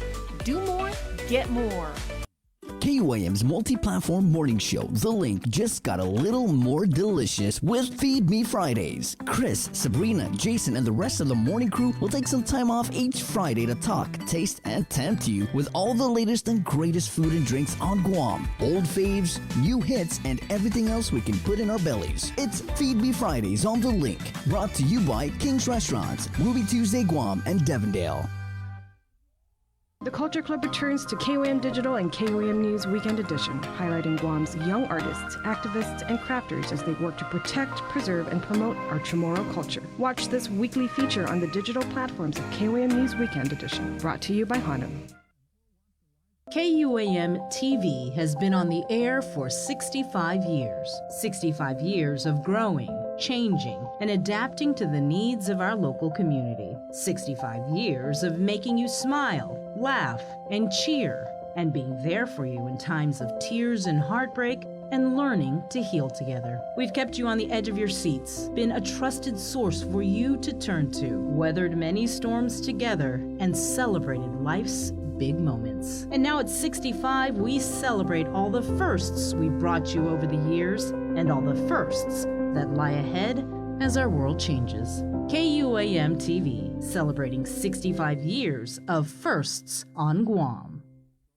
We know you're tired of hearing about COVID-19. Some of you are probably wondering whether this is ever going to end. However long it takes, we all have to do our part, including our children, to hold the line. You can protect yourself and your family by getting vaccinated. And if you're already vaccinated, don't let your guard down, because you can still give and get COVID-19. And if you're not vaccinated, remember that if you catch the virus, you could suffer more severe complications. At the end of the day, it's the choices we make to protect ourselves, our families, and our community that will control the spread. We know it sounds repetitive at this point, but again, wash your hands, watch your distance, and wear your mask. Together, we have to hold the line. See what's on TV tonight with schedules, network news and notes, local promotions and giveaways on KUAM Communications social media pages. Like and follow us on Facebook or Instagram now for all the latest and never miss out. Take in the panoramic beauty of our island each Sunday on the KUAM News Instagram with Scenic Sundays. Scroll through the natural beauty of the island on display. Scenic Sundays on the KUAM News Instagram is brought to you by Addis Trust and Investment, Location, Service, Trust, and Haagen-Dazs Shops Guam, where every day is made extraordinary. This season of The Voice promises to be the best one yet, with singer Ariana Grande joining the star-studded Coach lineup, including John Legend, Blake Shelton, and Kelly Clarkson. Happen to see how last season ended? I won. But that's why I'm here. To get you hyped up for the big premiere, KUAM Communications are giving you the chance to win $500 daily between September 13th to September 17th for showing us how much you love The Voice. All you have to do is listen to The Link on Breeze 93.9 FM or watch the live stream on Facebook Live, and when prompted, call in with your answer to The Voice Daily Trivia Challenge. And then on premiere day, September 21st, check out KUAM Digital for a special bonus question and another chance to win $500. Visit KUAM.com for official rules and regulations. Some restrictions apply. The Voice, brought to you locally by First Hawaiian Bank. The world of television is more exciting than ever. Don't miss a minute of special presentations from NBC on KUAM TV 8 or from CBS on KUAM TV 11. Every month, we'll bring you the fun and excitement of award shows and red carpet moments, special series presentations, and other great network programs. Brought to you locally by King's Restaurant, Ruby Tuesday Guam, Bud Light Seltzer, and Docomo Pacific, giving you more reasons to tune in and turn on. Fall in love with TV again with the best from KUAM Communications. KUAM Communications continues our perpetuation of our Chamorro culture, language, and heritage, with features available to our listening and viewing audience, including streaming of Chamorro music 24 hours per day on Isla Digital Radio on KUAM.com and the KUAM News app. Chamorro News Update, weekdays on The Link and the KUAM News YouTube channel. Conversations about life in our Chamorro language podcast, Cuentos Tapoco, with Kin Conception. Seasonal specials, shows, and other features highlighting the beauty of our language, culture, and history. It's a new era of our continued commitment to our Chamorro heritage. Isla, watch, listen, stream. Viva Isla!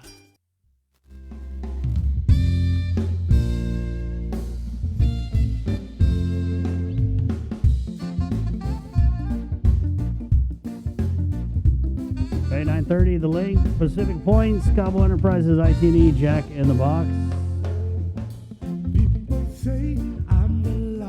It's Monday, September 20th. Good morning. Let's head into the Zoom room, shall we? Where we have standing by from the Division of Environmental Health, Leilani Navarro. Good morning. Monday morning, everyone. Happy Monday. Thanks for having me again. Of course. I hope your Monday's going pretty good. So did y'all have a busy weekend? Oh yeah. So we received complaints of COVID violations in bars. So our teams went out on Friday night and Saturday night, and we inspected a total of 8 bars. And so far, all those bars, when we did the inspections, everyone were checking for vaccination status. They were all wearing masks. They were following all the other requirements in the latest guidance. So no violations were observed. So when you look at the video, Lonnie, it looks like there's all kinds of violations being observed. So can you kind of go through what you see in the video? Is it playing now? Oh, yeah, whenever. I know you saw it, so good. Okay. Well, in the videos, there were obviously a lot of the patrons and some of the staff were not wearing masks. Yeah. But when our inspectors came, in some of the bars, they even went twice on a Friday night and a Saturday night. So everyone were wearing their masks. So the complaints were, or the videos were not substantiated during the inspection. So when you guys get the complaint, do you call the bar and say, hey, we're coming down because we got a complaint? So they already know, like, okay, everybody mask up. Let's do the hokey pokey. No more, Or do you go to the door and they're like, hey, we're with public health. Hey, everybody, public health here. You come in, yeah. I mean, because obviously, Lonnie, it looks have, like these bright neon shirts, like we're coming. I don't know, for some reason, they just I think they just know that we're coming, but we don't call them. We don't give anyone heads up. All our inspections are unannounced, and maybe the only clue that they see that we're there is when they see our cars, Right. public health cars. That's it. So is that what you think is going on, Lonnie? I mean, you've been doing this a long time, right? When you see the video, it looks like hee-haw.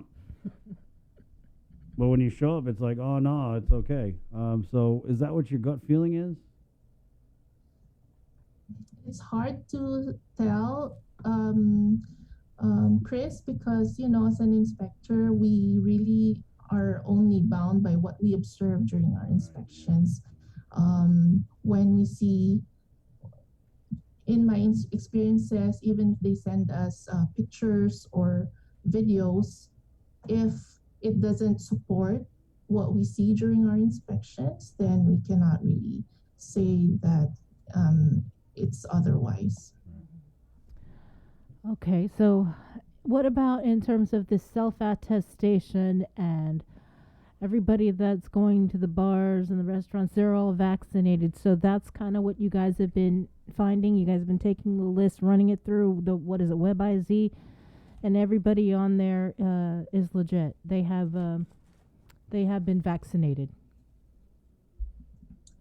That's right. And one requirement when the covered establishments use the self-attestation as a form of vaccination, a proof of vaccination, they have to use the DPHSS issued self-attestation form, which states that that anyone who signs that has a responsibility, and they can be prosecuted based on their attestation. So, hopefully that language, which is actually in the law, would encourage people to use the form as honestly as possible.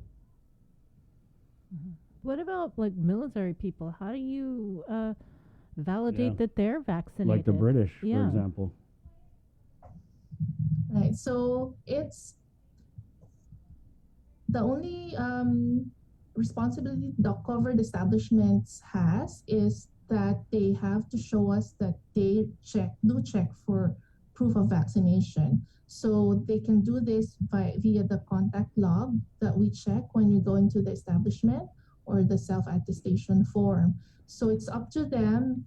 It's up to the establishment if they will be checking the vaccination card versus an ID, or the self-attestation form versus an ID. It's up to the establishment.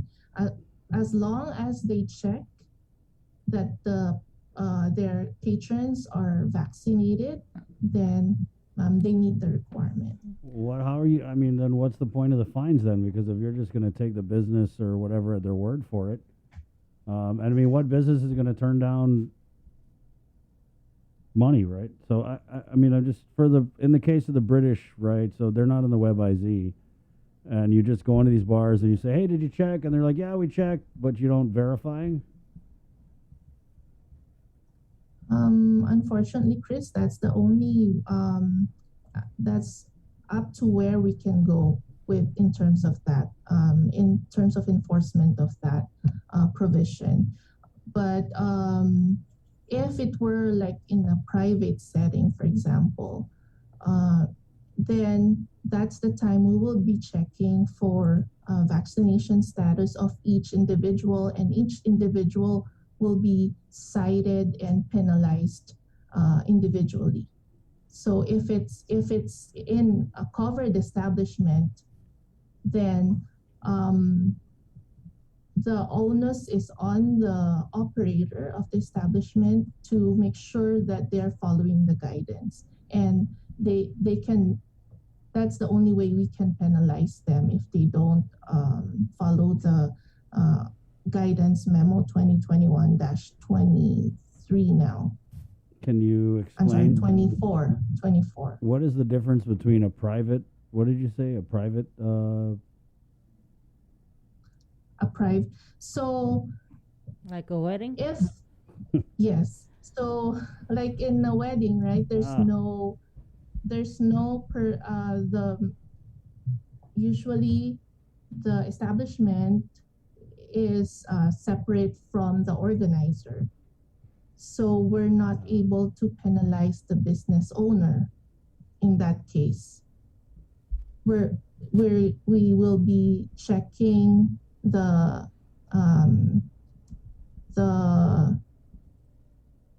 we will be checking if each person are following the vaccination requirements, versus when it's in a covered establishment, the business owner would be the one responsible in ensuring that all the patrons that they're accepting have proof of vaccination, and the owners are following the guidance.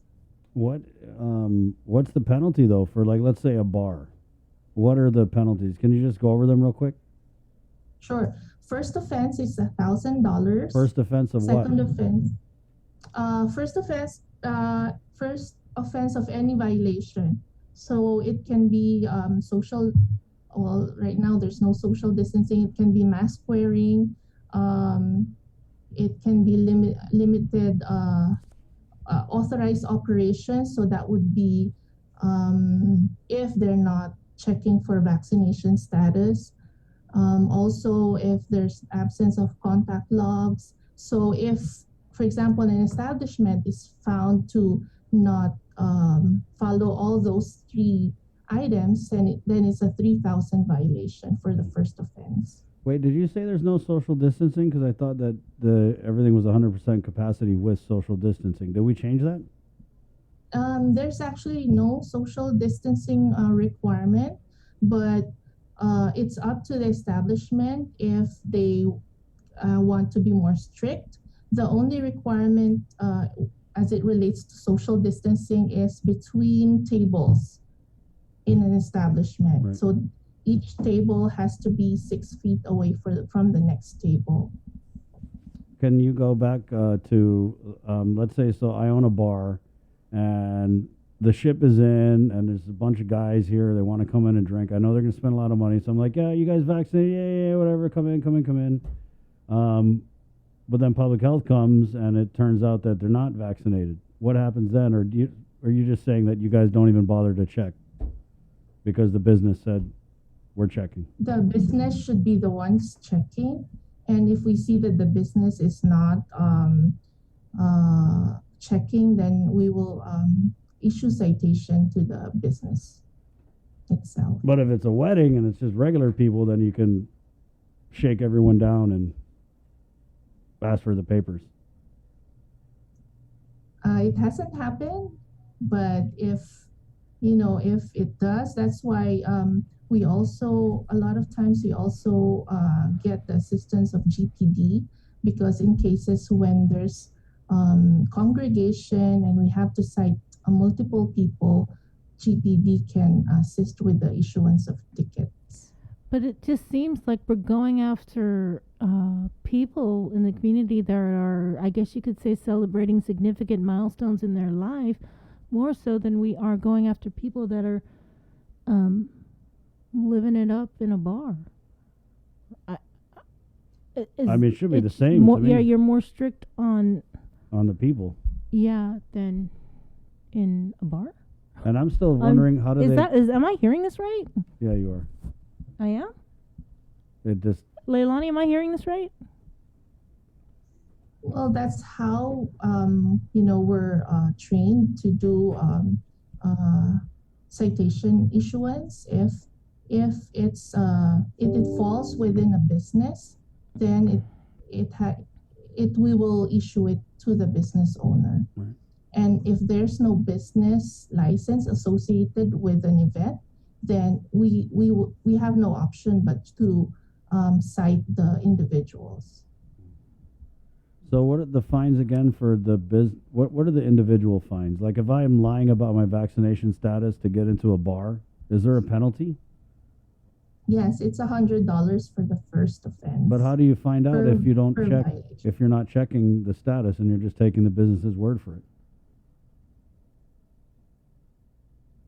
I'm sorry, Chris? How do you enforce the fine? Like, let's say, again, I'm not vaccinated, but I want to go get me a Prince Harry. So I go to the bar, and they're like, hey, are you vaccinated? And I said, yeah, don't worry about it. I sure am. And they let me in, and I'm partying, and then you guys show up, and how would you give me a ticket for lying about my vaccination status when you're not even checking it with the business owner? Okay.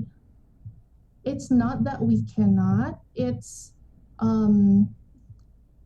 like looking at the whole event, because there's this business owner that's supposed to be checking it, then we would just put it on the business owner's responsibility to check that. But we can, if we need to, if we have sufficient evidence, or we have proof that this person is not vaccinated, we can definitely check it. But like I said, the priority is we try to work with the business owners to make sure that they're checking everyone, because not all the time that we'll be there there checking. So it's like also training these establishments to be mindful of their responsibility. But Leilani, how does a business owner have the ability to verify whether or not somebody that's self-attested to a vaccination is actually vaccinated? They don't have access to the WebIZ. Yeah. So there's, in the guidance memo, there's different types of proof of vaccination that they can adopt, that they can use. So it's really up to the establishment, how they're gonna check it, if they're gonna check it versus an ID. And unfortunately, Sabrina, we really don't have, if people are gonna be showing fake vaccination card, we really don't have any control over that. But again, the self-attestation says that if a person lies or commits perjury, or attests that they're vaccinated when they're not, then they can be criminally liable, and they can be prosecuted. But public health doesn't verify these self-attestation forms that you guys give to these businesses, right? Do you guys take those forms, or do these businesses submit those forms so then public health can verify and check whether or not people are lying on this self-attestation forms? Or do you just get these forms or not even get these forms? It's just forms are out there for what? The forms are supposed to be kept on file with the establishment for a period of not less than 60 days. And this would be actually important in case, especially when we conduct contact tracing. But you don't go out, and you guys don't collect them and verify whether or not people are lying on the self-attestation. Not right now, Sabrina. We do not have the capacity and the manpower to do that. Well, this sounds like the enforcement is, I mean, if I'm a bar owner, for example, I mean, all I got to do is say, yeah, we're checking it, don't worry. Mm-hmm. Come on in, guys, we're cool. Yep, ship is in, let's party, or, locals, let's go. 18 to 39, come on, guys. We got our lookout out in the parking lot. Is that public health? Yeah, I thought I saw public health. Everybody switch to bottled water. Mask up. I mean, we're making a joke of it, Lonnie, but I mean, the point of these restrictions was to stem the flow of the virus. And it's just weird that we're using honor system for, and I understand that's because these businesses come up with the protocols that you guys are supposed to approve or whatever. So they're supposed to have these things in place, but it's just weird that it's honor system for a business, but we got the SWAT team showing up at weddings. That you don't have to respond. No, it's just no response is a response. She just has to do. You got a job to do, Lonnie. We get it. Can I ask you about exemptions? Because I've gotten this question before. If you've had COVID, do you qualify for an exemption? A medical exemption? Okay.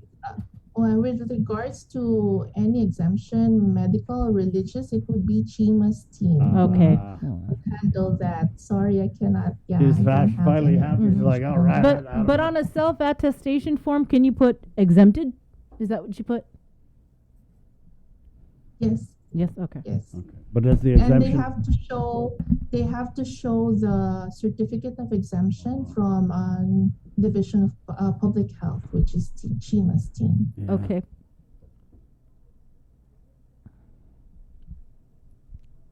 Well, I'm so enlightened. Yeah, that's man. Hey, how many inspectors again? Can we just go through the numbers? How many inspectors do you guys have on the team that go out? Okay, right now there's 6 inspectors going out. So who responded to And these are the same people who are also reviewing the school reopening plans for all 70 schools. Oh, yeah, day. Are you able to tell us the difference? Because we got those guidance Yeah, there's a that new were one. released just this morning Yeah. by Adeloop. Sure. There's What- a guidance on the first on the social gatherings. Yeah. What's the difference? They should put that at the top, like something new here. That's it. Okay, sure. I can highlight the differences. So for DPHSS Guidance Memo 2021-24, which is the amendments and further clarifications on vaccination requirements and social gathering restrictions relative to Executive Orders 2021-20 and 2021-21.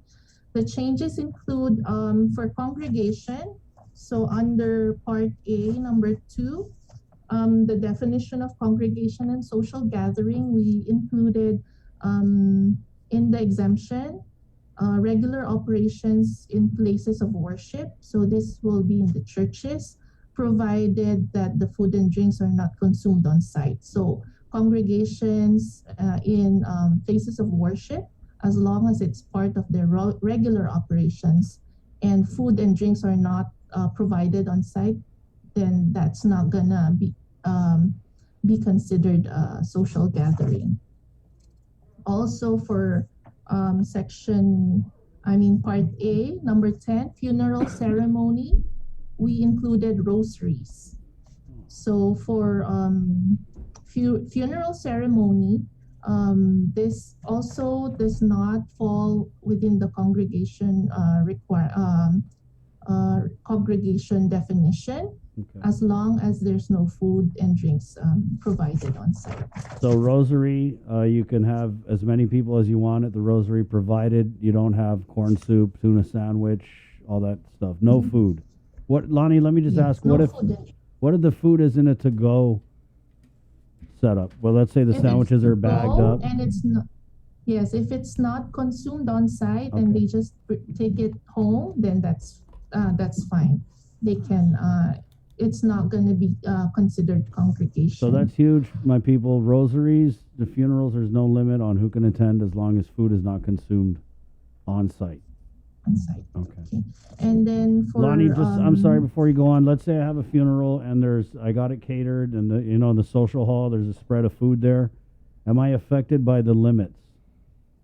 Yes, if there's going to be catered food and it's going to be it's expected to be consumed on site, then it's considered a congregation. And then I would have to have only 25 vaccinated outdoor or 10 vaccinated indoor.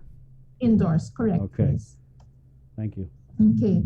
So we also provided a definition for outdoor, which shall mean an open area that may be covered to protect from the elements, but shall not be enclosed by more than 2 walls. So, we received questions from the community. When does the 10 vaccinated people indoors? Out indoors and 25 outdoors apply. So with this definition of outdoors, we hope that this is clearer. And then for proof of vaccination under Part B, number 2G, we added proof of medical or religious exemption to vaccination that is issued by public health as another proof of vaccination. And also for organizers of contact sports, they must refuse to allow coaches, participants aged 16 years plus 1 month of age and older who fail to show proof of vaccination status. So previously this was 12 years plus 1 month of age. Now it's 16 years and plus 1 month. They must show proof of vaccination?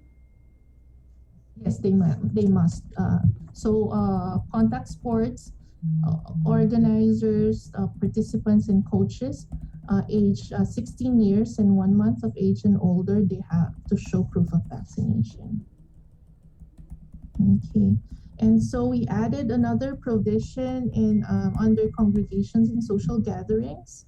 We said that the provisions in Part D of the guidance memo, which relates to congregations and social gatherings, shall apply in all public and private settings, including covered establishments, unless expressly exempted in this memo.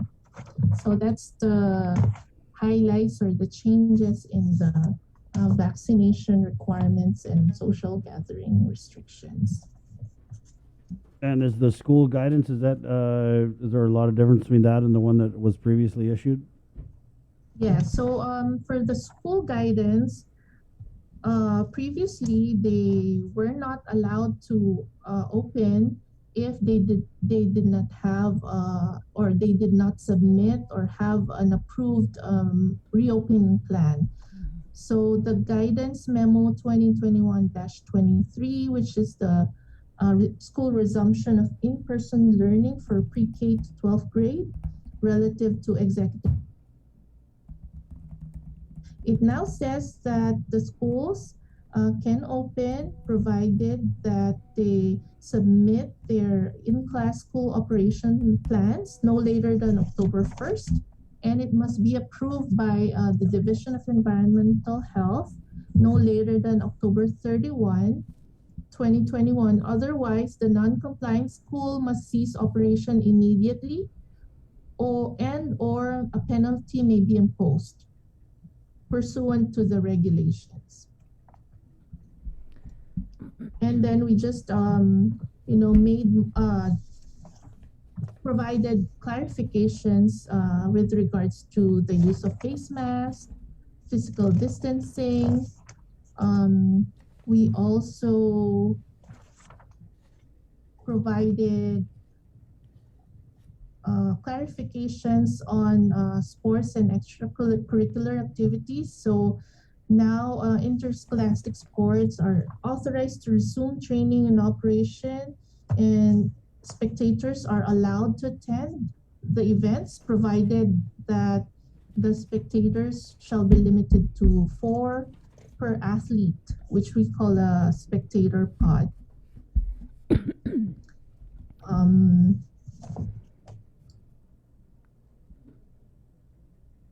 And then we also included the vaccination and testing requirements for school sports organizers, coaches, and participants. Lonnie, which is similar. We had a question here. Can you clarify, is baseball considered a contact sport? Baseball is a non-contact sports. That definition can be found in the Guidance Memo 2021-24. It's on Part A, number 12. It lists all the non-contact sports. So letter A is baseball. So non-contact sports, baseball, bodyboarding, longboarding, skateboarding, surfing, cricket. So everything that's not on this list is not is a contact sport. It's contact sports. Yes. Track and field, bodybuilding, powerlifting, strongman, weightlifting, softball, shooting sports, racket sports, paddling sports. This is interscholastic sports? That's every sports. Is that just, those are just the Okay. general definitions, Um, right? Yeah. Yeah. Not sure how it's going to impact the also- interscholastic cricket league. Let her finish. Okay. Okay, and also for the screening testing, where the Division of Public Health, which is Shima's team, will be coming out with a separate guidance for schools to do the COVID testing, case investigation, contact tracing, isolation, quarantine, and monitoring of positive COVID individuals. So that's going to be a separate guidance now. And then for transportation, the major change is that now the Department of Public Works, in collaboration with our department, will develop a guidance document specific to school bus transportation. So it's not the school that will be developing the bus transportation plan now. It's going to be Department of Public Works in coordination with our department. Okay. So those are the major changes in the school guidance. Do you have any idea when that additional guidance then is, that separate guidance, I guess, is going to be coming out for that testing plan? Because you know, Yeah, I'm not schools sure, probably Sabrina, need to but know. I would think it's a priority because the schools are waiting for it. So hopefully it comes out within the week. But you should check with Chima on that one because they're the ones directly working on it. And just one more question with regard to sports, because I heard a lot about interscholastic sports, but what about for outside leagues that aren't necessarily a part of any sort of school program? What are the Oh, so it's- guidelines for them, and why is it All right, different? so, sorry, Sabrina. So, if it's not a school sanctioned event, they would fall under the guidance memo 2021-24 for congregation. And so they have to be limited to 10. 10 and 25. 10 indoors and 25 outdoors. Wow. So if I if I run, let's say, a basketball company, all I could have is 10 people inside the gym, Vaccinated. vaccinated Right. kids. Mhm. Yes. Or 25 outdoor. Yes. And the thinking behind this, Bree, because we covered this when they came out with the initial memo, is that the schools, the interscholastic sports, they have an existing protocol that was previously approved by public health that entails like all the stuff she was saying, whereas the outside leagues don't. But is that something that's in the works, Lonnie, or are we looking at maybe sometime in a few weeks allowing the outside sports to continue, or is it related to when the surge dies down more, if it does? Okay, I'm not, because our guidance actually just follows the executive orders. So if the executive order will say that non-sanctioned school sports will not need to follow the congregation limitations, then our guidance will follow. Okay. Thank you, Lonnie. Sounds like we You're gotta ask for Chima next tomorrow, maybe. Yes. Or maybe even talk to some of these the outside leagues that Yeah. are being affected by this. Thank you, Lonnie. Thank you so much. You're welcome. Okay. You have a good day. You All right. Good too. luck. Bye.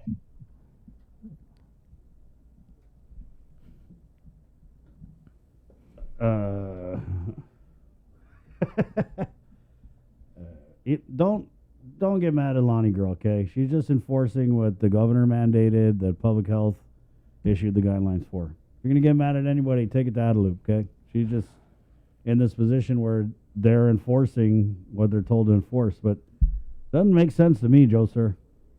Right? I don't know. This sounds like we're just sweating the regular people and we're not checking on the businesses where they say we're seeing the spread, and we've seen it in the contact tracing where you get bars, they don't want to say who was there, right? Because people weren't supposed to be there with you know who. So it's already proven to be a problem. So I'm not sure why we're not. I mean, is that even enforcement though? Hey, you checking? Yeah, we're checking. Okay, good. Just checking if you're checking. Yeah, we're checking. You know what's so funny is I actually saw, and I think I messaged you. My boy was outside playing basketball, and he was like, "Mom, there's a cop. There's a cop coming." And we live at the end of the road. Yeah. And so you have no choice but to come into my driveway. Yeah. And make a U-turn. Awkward. So he was like, "Mom," and I go, "You're fine. You're just not vaccinated." Yeah. You just can't. I just can't go stand next to you. Oh wait, your same household. Yeah, but he's ineligible because he's underage. Right. I have a question about Brock though. He's got a birthday coming up very, very soon, right? In a few weeks. Mm-hmm. Has he indicated that he wants to get the vaccine? I know you're probably just going to say you're getting this, and there's no counter argument. Yes, he does. He's proactively said he wants to get it. Good for him. Right on. Good job, Brock. You know, the other thing we didn't talk about today, maybe we could talk about tomorrow, was the FDA booster. Yeah, so there's no booster. No, it's just for I think it's 65 and above. The elderly and the immunocompromised. and you can already get the third booster for the immunocompromised. Right, and so that's been something that the doctors have been talking about on this show for a while, because remember they say, oh, the vax wears 6 to 9 months after taking it, and that's what the need for the booster was, or at least that's what they said. So now it looks like we're not getting a booster. Well, the Biden administration has to approve what the final plan is going to be, or FDA, I believe. Right. Because that was just the recommendation. Yeah, but the FDA, I think they met on it. FDA? Yeah, they I met can't on remember. it and they voted against it. So for those under the age of 65, for younger people. Right. Yep. It's 10:04. Well, guys, there were a lot of takeaways from the show this morning. Dr. Hoa is continuing to say, hey, close the bars. 18 to 39, spreading it. 18 to 39's out there, well, 21 hopefully, out there partying. So that's what he continues to say. We got a little more insight on the enforcement of these mandates, the enforcement, if you will. Yeah, a lot of that, I'm not even sure I understand. Well, I don't know. What's the point of making these fines if they're not? I mean, I get it. Like, no one's going to get a fine. Maybe that's why no one's been issued a fine, is because they come up with these fines, but then when you find out how they're enforcing, it's like, how would you know? And to me, when people hear that, they're like, they don't know anything. Yeah, yeah, woo, let's go. I mean, they shouldn't be, but unfortunately, there are those people out there who are like that. Or is it just like, let's say there's a fine up front, and in theory, hopefully that would deter a lot of people from doing it, but obviously that's not the I don't know. I think they should do spot checks. I mean, if we're trying to enforce this thing, then let's enforce it. Like, do a spot check. Okay, go into a business and say, hey, are you checking the vaccination status? Yeah, we are. Okay, let's check. Just so you're saying like the random GPD, I mean, traffic DUI I'm stuff. just saying, if we're trying to enforce it, if we're not, then just keep on the way you are. And if the plan is let us get COVID and whatever, then fine, let's keep on it because it's working. Because what we do know from the chief and from Sergeant Tapao is that those random DUI checkpoints do work. Yeah. They do significantly, they said, curb the amount of people driving under the I influence. just don't know why they wouldn't, enforce it all the way. I mean, I don't know. But, they're sending the SWAT team to the wedding. That was just, huh? What? You send the SWAT team to the wedding? You ain't going to send the SWAT team into this bar where it's obvious. It was like Party Central. Well, and what we didn't get to, because Bree had to be like, are you sure that's from this year? Because that looks kind of like... When we were in commercial break, I was asking Lonnie, and I said, you don't have to give your trade secrets away, but when you go out, do you go out in teams of, 2 or more? Yeah. Because, that whole idea of, 2 is 1, 1 is none. And she said, yeah, normally they go out in like teams of 2 or 3. Yeah. And I mean, you look at Lonnie. Can you imagine Lonnie girl trying to go into a bar and be like, excuse me, or, you know what I mean? It's just, they need help. Hi, guys. Why don't they, hi, guys, excuse me. No, hey, I think Lonnie, as sweet as she is, I think she would be like, remember the character Hooks from Police Academy? She'd be like, excuse me, guys. Now listen, turkeys! Yeah. You guys better whip your ass into shape. Yeah, but Lonnie's on the case. But then I don't take no crap. The other thing though is also that it goes back to the staffing, right? They don't have enough staffing to do this stuff, so we're throwing everything on public health, whether it's relative to approving the school plans, the testing, all that stuff, and then inspections. And they've got six inspectors. Six. This many people. 2 more people that are in this room right now are responsible for inspecting everywhere and making sure you're following And they the. said, what, 8 calls this weekend alone? Yeah. It's 10:07. Well, that's it, guys. Specific points. You okay? Yeah, I just know that I've got to run back this video and try and make sense of it. And Well, yeah, Just leaves me with it's honor so many more system. Unless you're questions, having a wedding, then we're shaking down. Mark Ventura I just must get be the feeling pissed right now. I just get the feeling they just don't like us. They just don't like the regular people. Yeah. At the end of the day, everybody, you just gotta, keep. It's all on us. So. Yep, Wear it's your all on mask, us. practice social Yep. distancing, don't be Mhm. partying, et cetera, et cetera. And again, as we've said, the governor doesn't need to declare a lockdown for you to stay home. Yeah. You can do it if you want. There you go. It's 10:08, guys. Thank you so much. My name's Chris. I'm Sabrina. I'm Jason. Bye, everybody. Happy That's Monday. that. Adios. Lots of good football on. Go watch Tacos football. and music, the perfect combination.